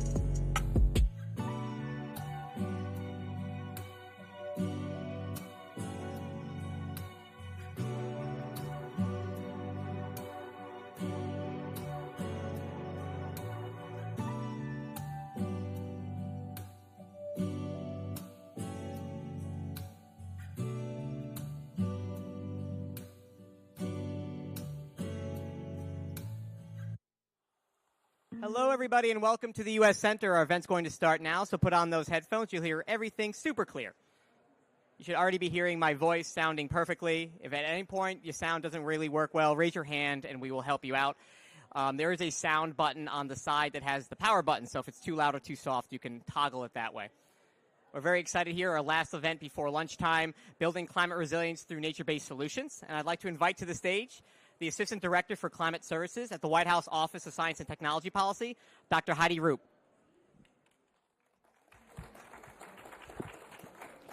Thank you very much. I know we stand between you and lunch, but buckle in for a great conversation really focused on nature-based solutions as critical to addressing our climate and nature crises, which of course we understand are deeply intertwined. We need to work in concert to address these crises together. Harnessing the power of nature can mitigate hazards, deliver social benefits, and conserve ecosystems that we all depend upon. Today, we'll hear from 4 leading agencies on how they're making that happen. The Biden-Harris administration is working to accelerate the implementation of nature-based solutions by implementing the White House Office of Science and Technology Policy's Nature-Based Solutions Roadmap. With our partners in the United States and internationally, we have been updating policies that are critical, including federal guidance on climate-smart infrastructure, which points to the best practices for including and assessing both future natural hazard risks and how to leverage nature-based solutions. Unlocking funding, something our panelists will explore in greater detail. As of November 15th of this year, the 3rd anniversary of President Biden's bipartisan infrastructure law, $568 billion have been invested for over 66,000 projects.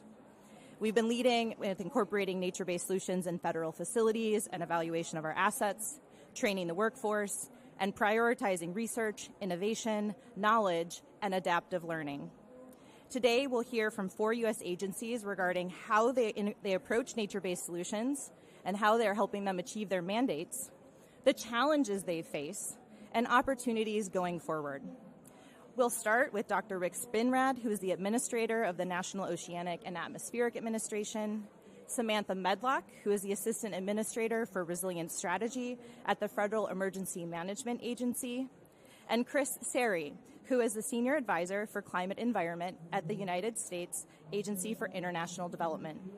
And we'll close with with closing remarks from Laura Daniel Davis, who is from the U.S. Department of Interior and as the acting deputy secretary. So you'll have to wait for her for the concluding remarks, but without further ado, we'll start the discussion. Thank you.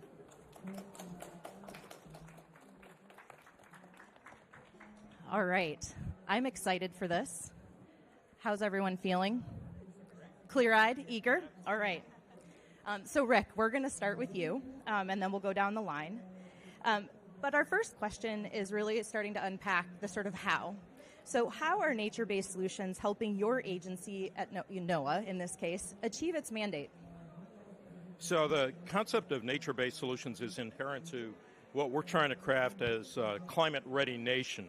And when we talk about a climate-ready nation, we mean all of the respective components. Think of climate-ready ecosystems, think of climate-ready communities, industries, individuals, and workforce. And the way we craft the thinking in terms of the sort of products and services that we might be providing is in terms of the science, the guidance, the implementation, and also the permitting support, which is a critical component.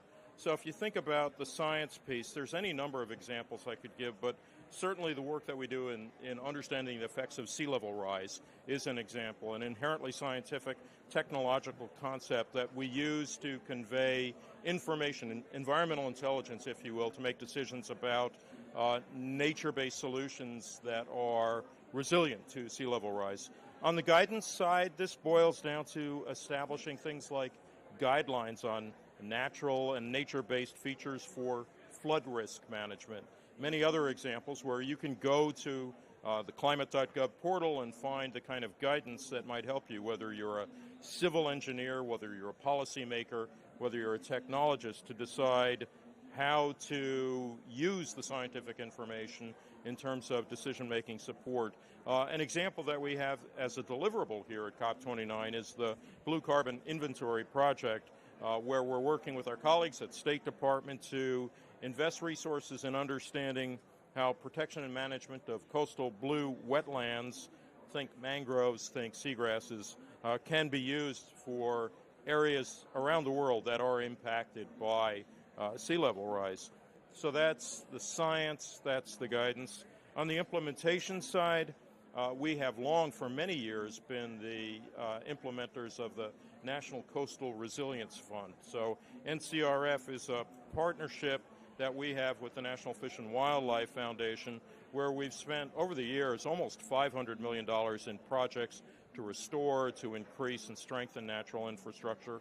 And then that last piece is the permitting piece, and many people may not realize it, but NOAA is both an operational, a conservation, science-based agency that has regulatory responsibilities. So when you think about our responsibilities around the Magnuson-Stevens Fisheries Management and Conservation Act or the Environmental Protection Act, we have a responsibility for ensuring that projects undertaken are consistent with the regulatory controls, the statutes that guide them. So it's the science, it's the guidance, it's the implementation, and the permitting that we are building into nature-based solutions. Wonderful, thank you. Sam, I might invite you to share from the FEMA perspective. What does it look like? Happy to. It's looking better and better. Folks are most familiar with the Federal Emergency Management Agency, or FEMA's mission around our work on disaster response and recovery. But we work also quite a bit in advance of disasters with pre-disaster mitigation.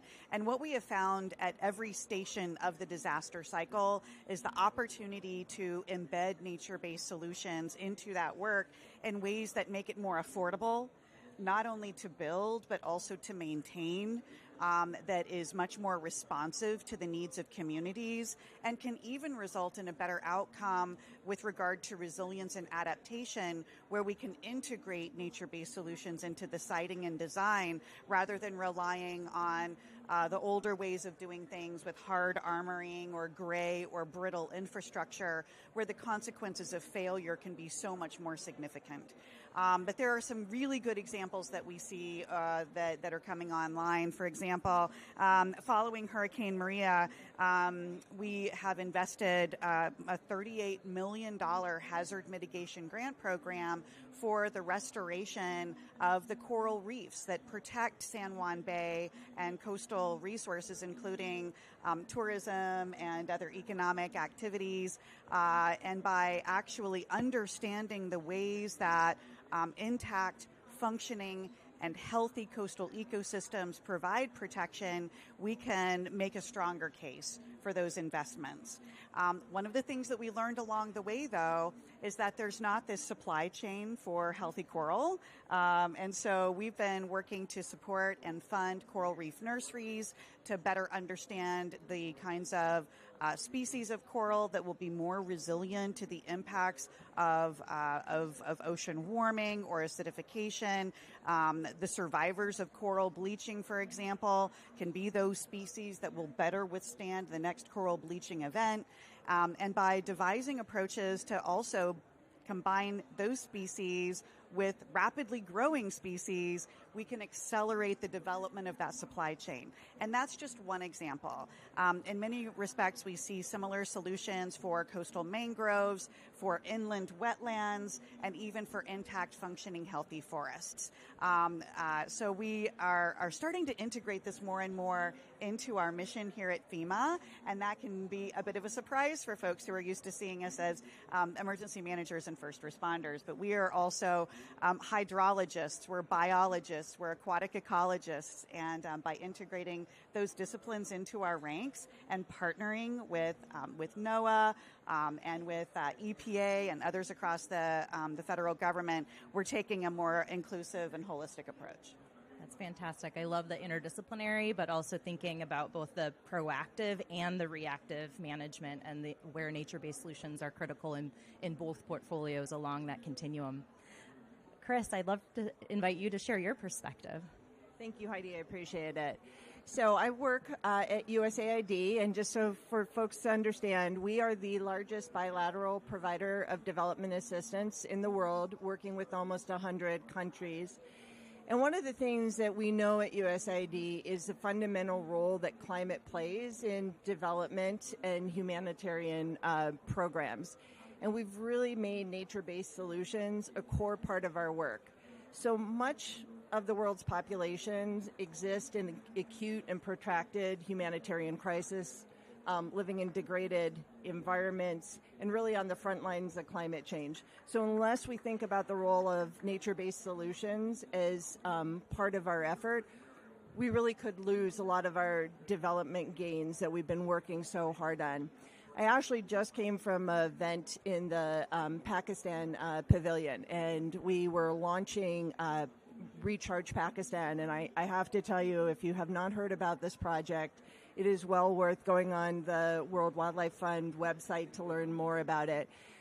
I don't know if people remember, but in 2022, Pakistan faced devastating floods. We saw these pictures on the front pages of all the newspapers.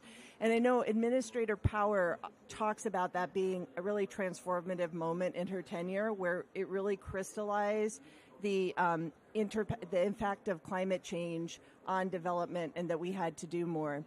And what Recharge Pakistan is trying to do is using nature-based solutions, so restoring wetlands, working on reforestation, to really try to start addressing flood problems. So they recognize that gray infrastructure plays a very important role, but unless we actually bring green infrastructure into this area, we're not going to succeed at addressing climate change. And so they've made that a really integral part. It is actually the largest investment in nature-based solutions by the Green Climate Fund, World Wildlife Fund, USAID, and the Coca-Cola Foundation. And we see this in a number of different places. We're working in Nepal, where there is a number of landslides, to look at how we prevent landslides, how we do soil monitoring with the communities, or in Indonesia, where planting mangroves in order to build resiliency. And we need to be doing more of this. 40% of the global population lives in coastal regions. We know that that population is only going to grow, and we know that we really do need to make sure we're putting that nature-based ecosystems in place, both for the protection of people, but also to support food systems and livelihoods in these areas. So it's a really key component of USAID's work. Fantastic. Well, thank you for sharing the perspectives of what's underway and how nature-based solutions are really connected to the mandates of your respective agencies.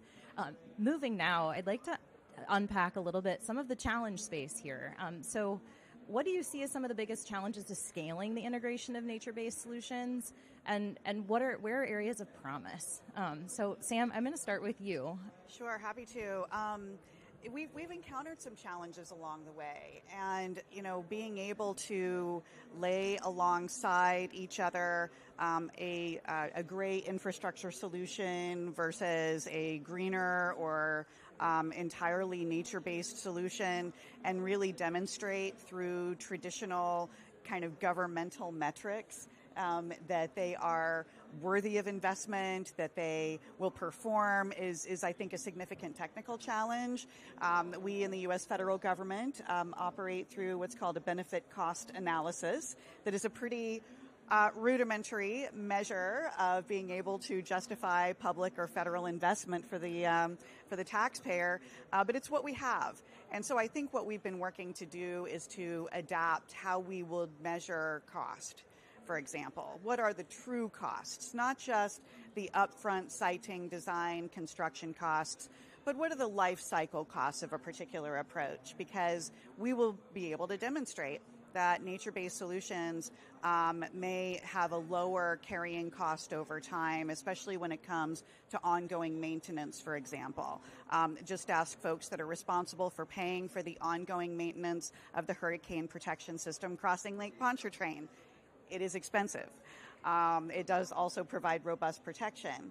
But also, how are we calculating benefits, right? Are we able to capture and quantify and even monetize the full scope of potential benefits that can be derived by a nature-based solution? So those associated benefits, if we took a greener approach on flood control, toward water quality benefits, toward addressing stormwater, providing habitat, providing amenities for the community, there's a place for every tool in the box, and I really want to emphasize that. But having every opportunity to adapt our benefit cost methodologies can enable us to make more informed decisions when we understand the full scope of costs and the full scope of benefits, including social benefits for nature-based approaches. Some of the other challenges that we've encountered, though, is even working with partners and helping our state and local, tribal, territorial leaders understand that we can work with every tool in the box here at FEMA, that they can prioritize the selection or the integration of a nature-based approach, that we will be their partner in funding and financing those approaches, that we can also work with them to design approaches to ongoing operations and maintenance of those assets. And there are, multiple examples of those. For example, in fiscal year 2023, we selected 93 communities and tribal nations across all 10 FEMA regions to receive assistance for technical expertise to help them design those solutions that can better reflect nature-based approaches. Fantastic. Thank you. Chris, I'm going to pass it to you to share some of the challenges and maybe some of that opportunity space. I think I'm going to hit on the climate finance side of the equation. So nature-based solutions receive less than 5% of all climate finance, and we know that we need to have much more financial support for these type of efforts in order for us to really kind of supercharge the work that is going on. So just talking about a couple of things that USAID is doing. First of all, oceans. Oceans are going to be key to our social, environmental, and economic development across the world, whether we're talking in the U.S. or we're talking in developing countries. It receives ocean kind of based solutions of any sort, whether you're talking mitigation or adaptation, receive about 1% of official development assistance. And so we know the need is tremendous. So a couple of things that USAID is doing is we're working with the Ocean Risk and Reliance Action Alliance, otherwise known as ORA, to look at how we can spur greater private investment into ocean-based solutions. Just two things that in particular, well, actually three things in particular that we're doing. First, we're working with some of our missions to look at we can create a pipeline of projects. So we need to know that we have projects that the private sector can invest in, and we've been able to work in Guatemala, Senegal. We're doing another project in the Caribbean to try to actually start looking at this pipeline, getting people comfortable with blue carbon, those type of efforts. then we're working right now with Aura to do two things. One is to look, working with the Green Guarantee Corporation to see about developing loan guarantees and bonds to support sustainable ocean projects. The other is to look at a social impact investment fund called the Outrigger Fund. Again, trying to figure out how we can help de-risk these projects, provide blended finance, and really kind of bring more private capital into these areas. Now coming from land, and I want to read these numbers because they're pretty startling. We know the private sector is vulnerable to biodiversity. So more than half of the world's gross domestic product, which is estimated at about $44 trillion in 2020, is considered moderate or highly dependent on nature. So a huge portion of the world GDP, and particularly in the agricultural sector, is very dependent on biodiversity. At UNGA, we were able to launch the Climate-Based Solutions for Agriculture Resilience window, and that's really to try to accelerate the best models that we can have to assist in the transition to nature-positive, low-carbon, and resilient food systems. We're working very closely with the private sector, but also because everybody's here, we're also looking for additional investors to help us with this project going forward. But again, this kind of transformation as we look at the role nature plays in ag systems, how that leads to food security and nutrition, and really, again, engaging the private sector in those efforts. Great. I love these themes of coordination, collaboration, partnership, creativity. It's wonderful. And Rick, over to you. So I've got a launch right where Chris left it. Any of those investors who are going to come talk to Chris, come talk to me too, because I've got some ideas here. So challenges, I would say one of the key challenges to nature-based solutions for infrastructure is existing infrastructure. And you have only to look at a few key case studies to see where some of the climate-related challenges we've got are exacerbated by existing infrastructure. I was in Maui about a year ago and had the opportunity to see some of the condominiums that were built 20 or 30 years ago, which are now undergoing extraordinary erosion of the concrete associated with sea level rise.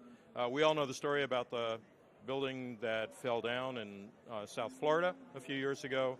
A lot of that is associated with sea level rise and saltwater intrusion.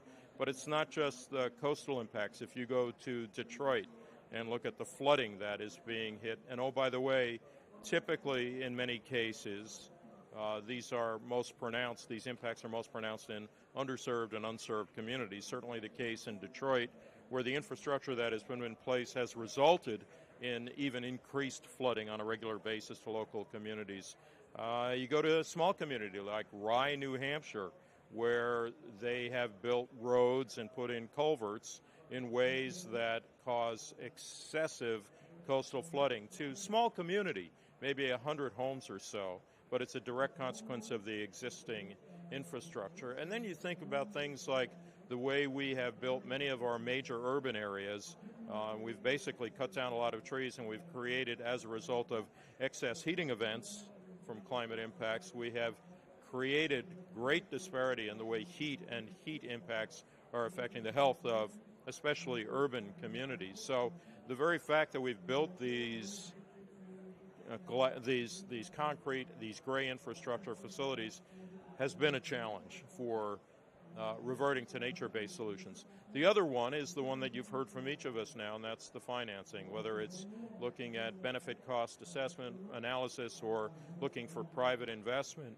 We just don't have the resources to go to these solutions, which is pretty remarkable, since by any measure you're going to get anywhere from a 2 to 5 to 1 return on investment when you put in nature-based solutions for adaptation and resilience. I'll give you one example of that. In the Inflation Reduction Act, the largest climate legislation in the world, at NOAA we got resources, part of which we applied to a climate resilience regional challenge. We dedicated $575 million for that, a lot of which was nature-based solutions. We got a $15 billion demand signal, 30 to 1 demand signal for this kind of activity. So When Chris talks about private investment, when we talk about public investments, there is more than enough quality work to be done. We're just not applying the resources to those solutions. Yeah, the demand signal is clear, isn't it? I think in all of our respective portfolios. So I'd like to pivot now to casting an eye toward the future. And Chris, I'm going to start with you. And so hoping you can share with us how you think nature-based solutions and the integration of nature-based solutions in your agency's efforts might evolve over time. So I think the key thing is in 2022, USAID launched a new climate strategy that goes through 2030. And nature-based solutions were a key part of that effort in terms of building resiliency and helping communities adapt to climate change. That's something that we've really taken into the DNA, I'd say, of USAID. It is across the whole agency. So whether we're talking about health, whether we're talking about infrastructure, whether we're talking about biodiversity conservation, climate plays an incredibly important role. And so that's how I'd say we're really kind of institutionalizing a lot of the work. I'd also say a lot of our partner countries where we work, they understand both the impacts of climate and the importance of nature-based solutions. And for USAID, locally based inclusive development is incredibly important. We really want our partners to be the ones that are identifying the issues, coming up with the solutions, and then working with them. So that's just going to always be carrying through. The other thing I want to mention really quickly, because it involves partnership across all of our agencies here, is the President's Emergency Plan for Resilience and Adaptation, otherwise known as PREPARE. And it was really exciting. President was able to announce that we met our $3 billion commitment both in 23 and 24. And while not all of that money is obviously going towards nature-based solutions, a large number of it is. We've also been able to do a call to action with the private sector. We have 40 companies. Our 40th company was just announced while we were at COP. And again, all of these things, the private sector really embracing it, knowing that they need to make investments, knowing that investing in adaptation and in nature-based solutions is going to have a long-term payoff. Kind of as Rick mentioned, we see it saving anywhere of up to $10 in humanitarian aid is going to be incredibly important. And then I just think picking up on something else that Rick and Sam have mentioned, recently we released a report on infrastructure resilience planning, and it really put nature-based solutions at the heart of the work it's doing. It's saying that we need to take a systems approach. We need to look at gray and green infrastructure together, not separately. I love this term because a number of communities are looking at creating spongy cities, if you haven't heard of that. But this idea that you can create these areas where you can retain water, have retention ponds, create green space for people and for wildlife. It just kind of taking that systems approach is what I think we're going to really see moving forward.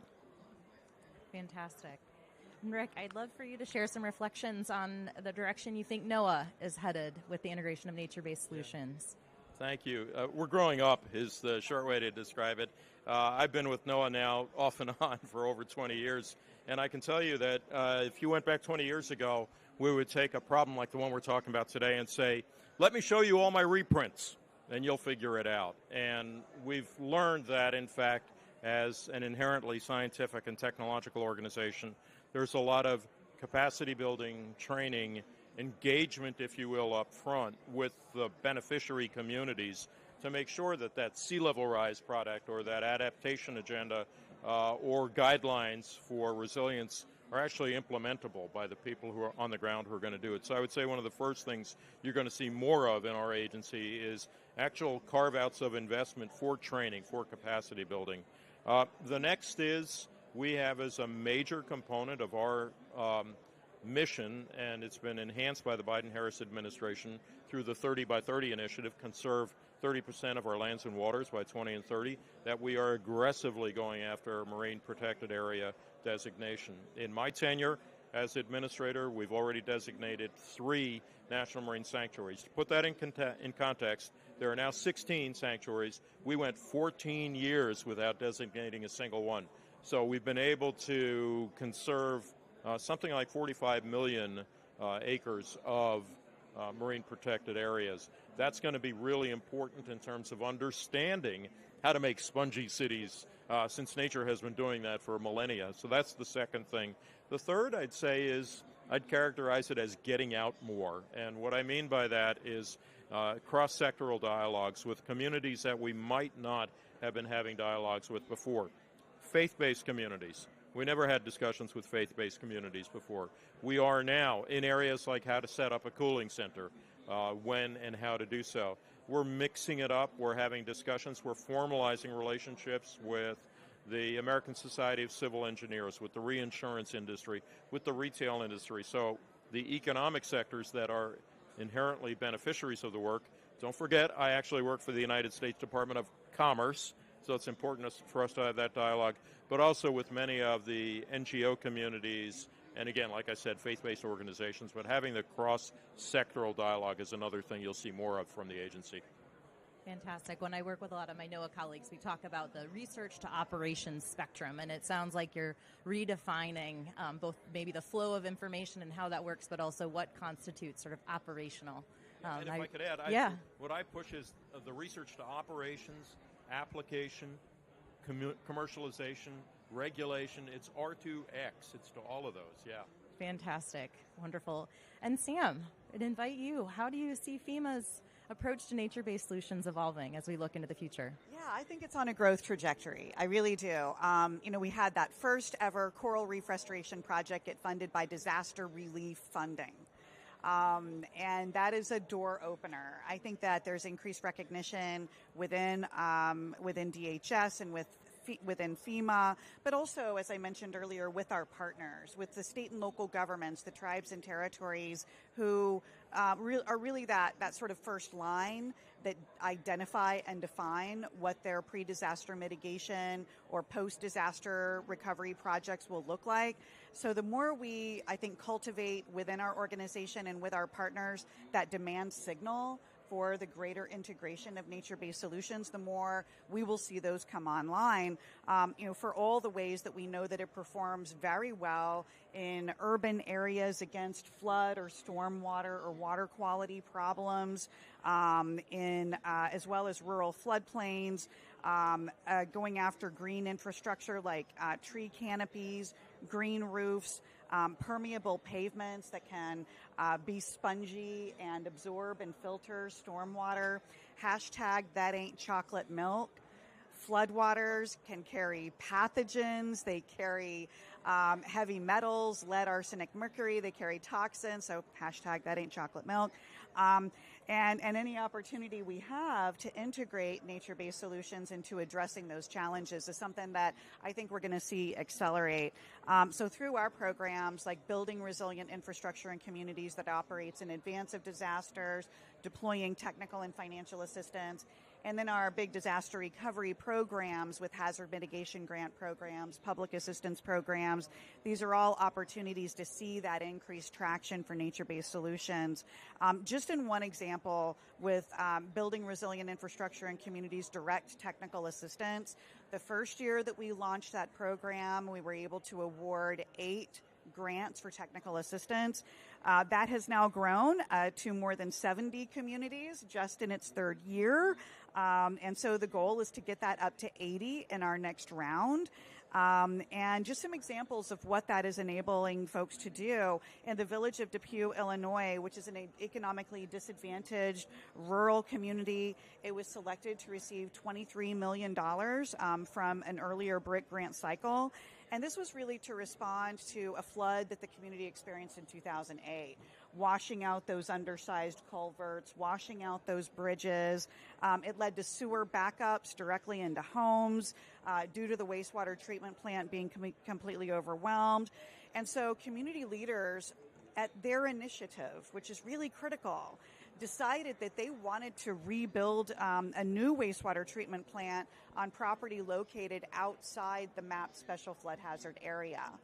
And so this involved breaching 2 of their levees intentionally, regrading the topography to flatten out that grade and restore it to its natural floodplain function, as well as restoring riverside and riparian habitat, and then constructing lift stations to enable that wastewater treatment plant to function.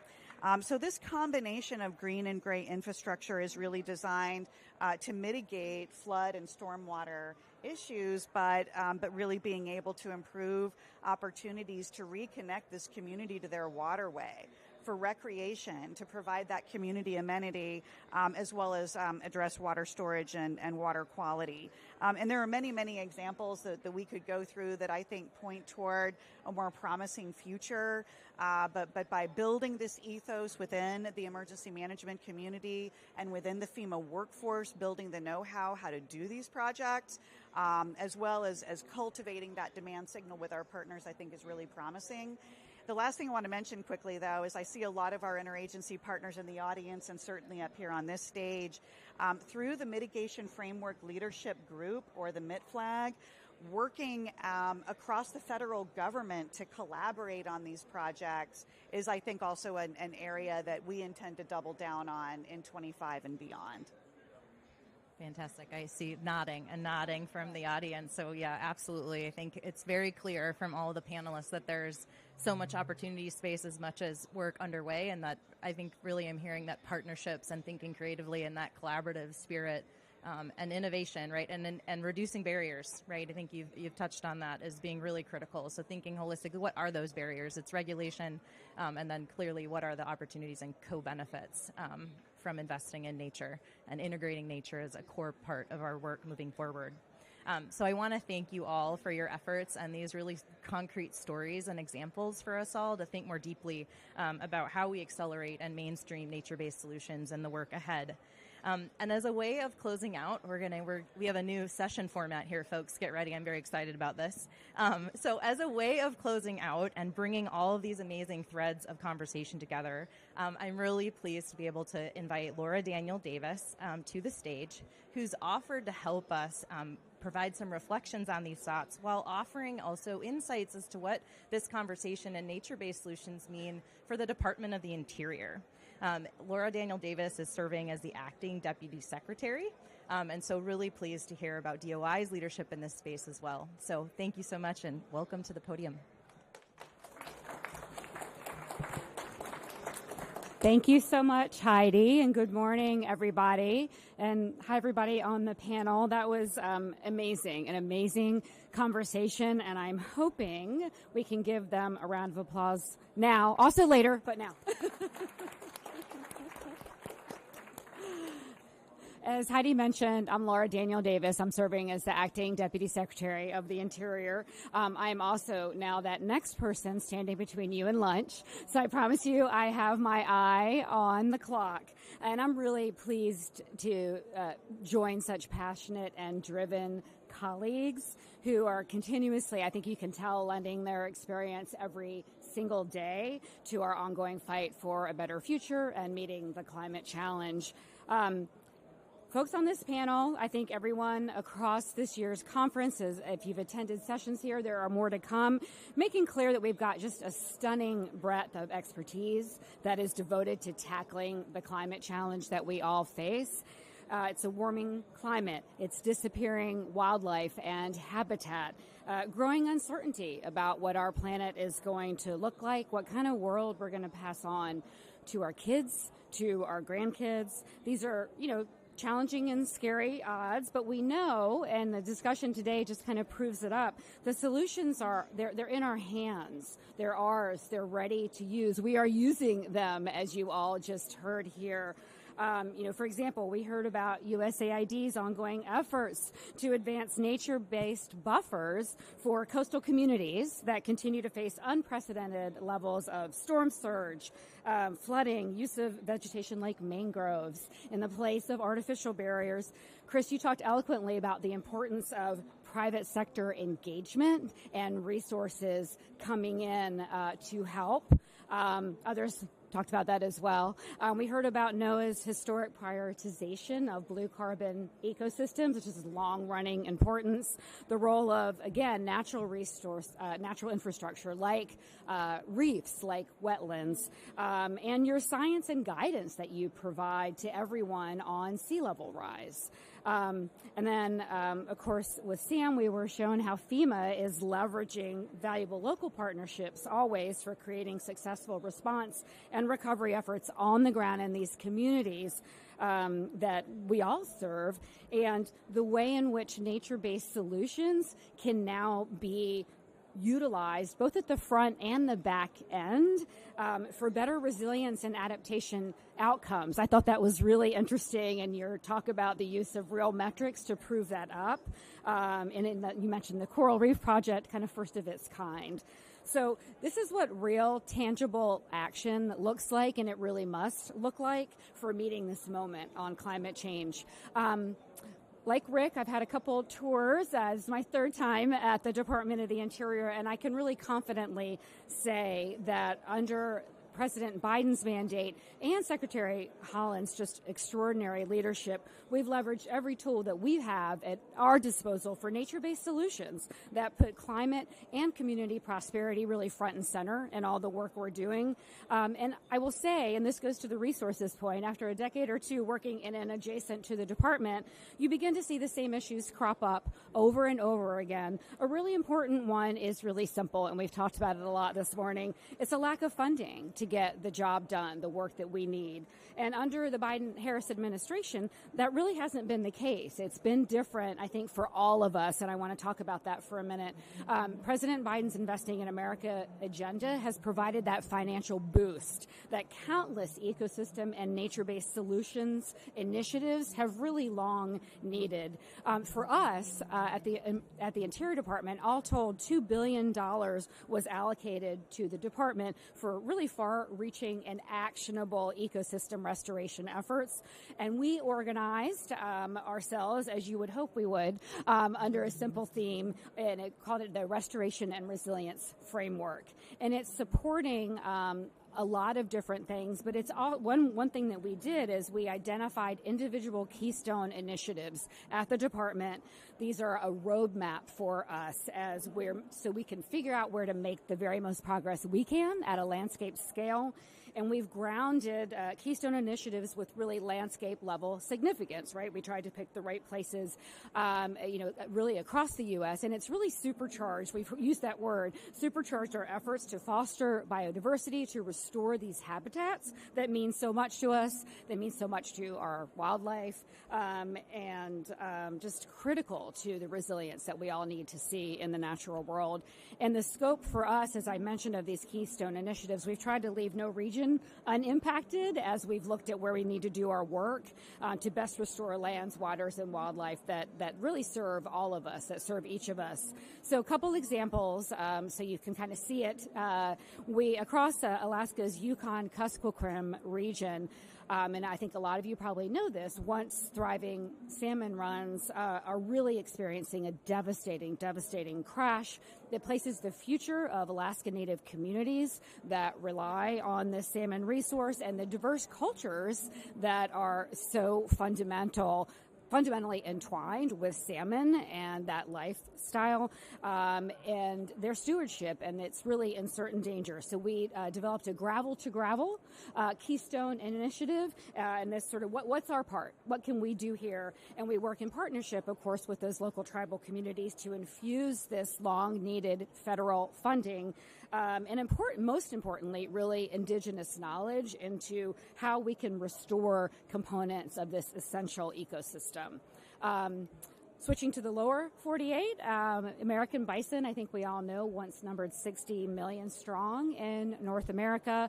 Population was anchored in what's now the central United States. By 1889, only a few hundred wild bison remained. They were nearly driven to extinction through overhunting, more importantly, really, a U.S. policy of eradication of that species, which was tied to intentional harm to our Native American tribes. Today, thanks to really diligent conservation efforts over decades, these numbers are rebounding, but we all know that more work is needed for sustainability of this important species. So our Grasslands Keystone Initiative brings the protection of this ecosystem in partnership, of course, with the indigenous communities who know it best to the forefront again, of our country's conservation efforts. And expansive restoration progress is also taking place across another habitat that's iconic in the American West that I think you know, the sagebrush steppe ecosystem. And of course, along the East Coast, we have our Salt Marsh Keystone Initiative, working with partners to advance nature-based solutions that are going to increase resilience there, protect natural carbon storage opportunities, and sort of in the grasslands and mudflats that kind of run up and down the coast. So these Keystone initiatives are going to be transformational to the health of our ecosystems. They share a common link, and I'm going to mention one more thing, that they're only going to be as successful as our country's reliable and healthy and abundant supply of native seeds. So we have a cross-cutting native seed Keystone Initiative that's going to operate in tandem with all of our ecosystem restoration efforts. So it's historic progress. It's a lot to keep track of. So today, we're going to announce an enhancement of our nature-based solutions digital roadmap. It's accessible. It's going to be more interactive. It has over 400 examples of nature-based solution projects and activities that are already taking place. We think it's going to be a very, very useful sort of case study, and searchable and accessible and interactive. And I think we really hope, and again, we announced this last year at the COP, but again, we've sort of upgraded it so this more interactive, and we hope more useful, and we really hope that practitioners everywhere are going to use this digital roadmap to help them better integrate what they're doing on nature-based adaptation, mitigation, and biodiversity management approaches in everything they're doing.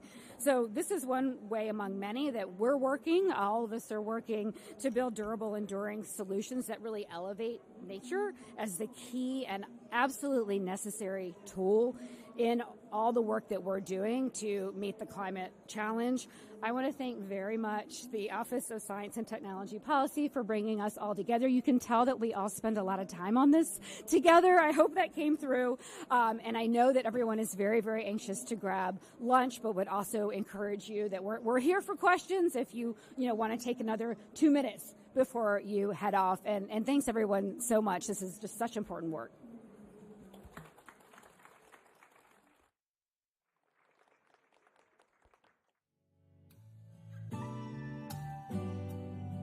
We loved having you join us at the U.S. Center.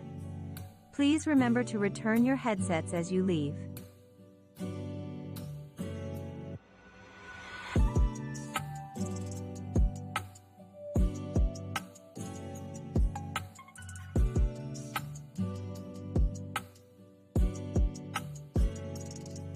Thank you for coming to the U.S. Center. We are now closed for lunch.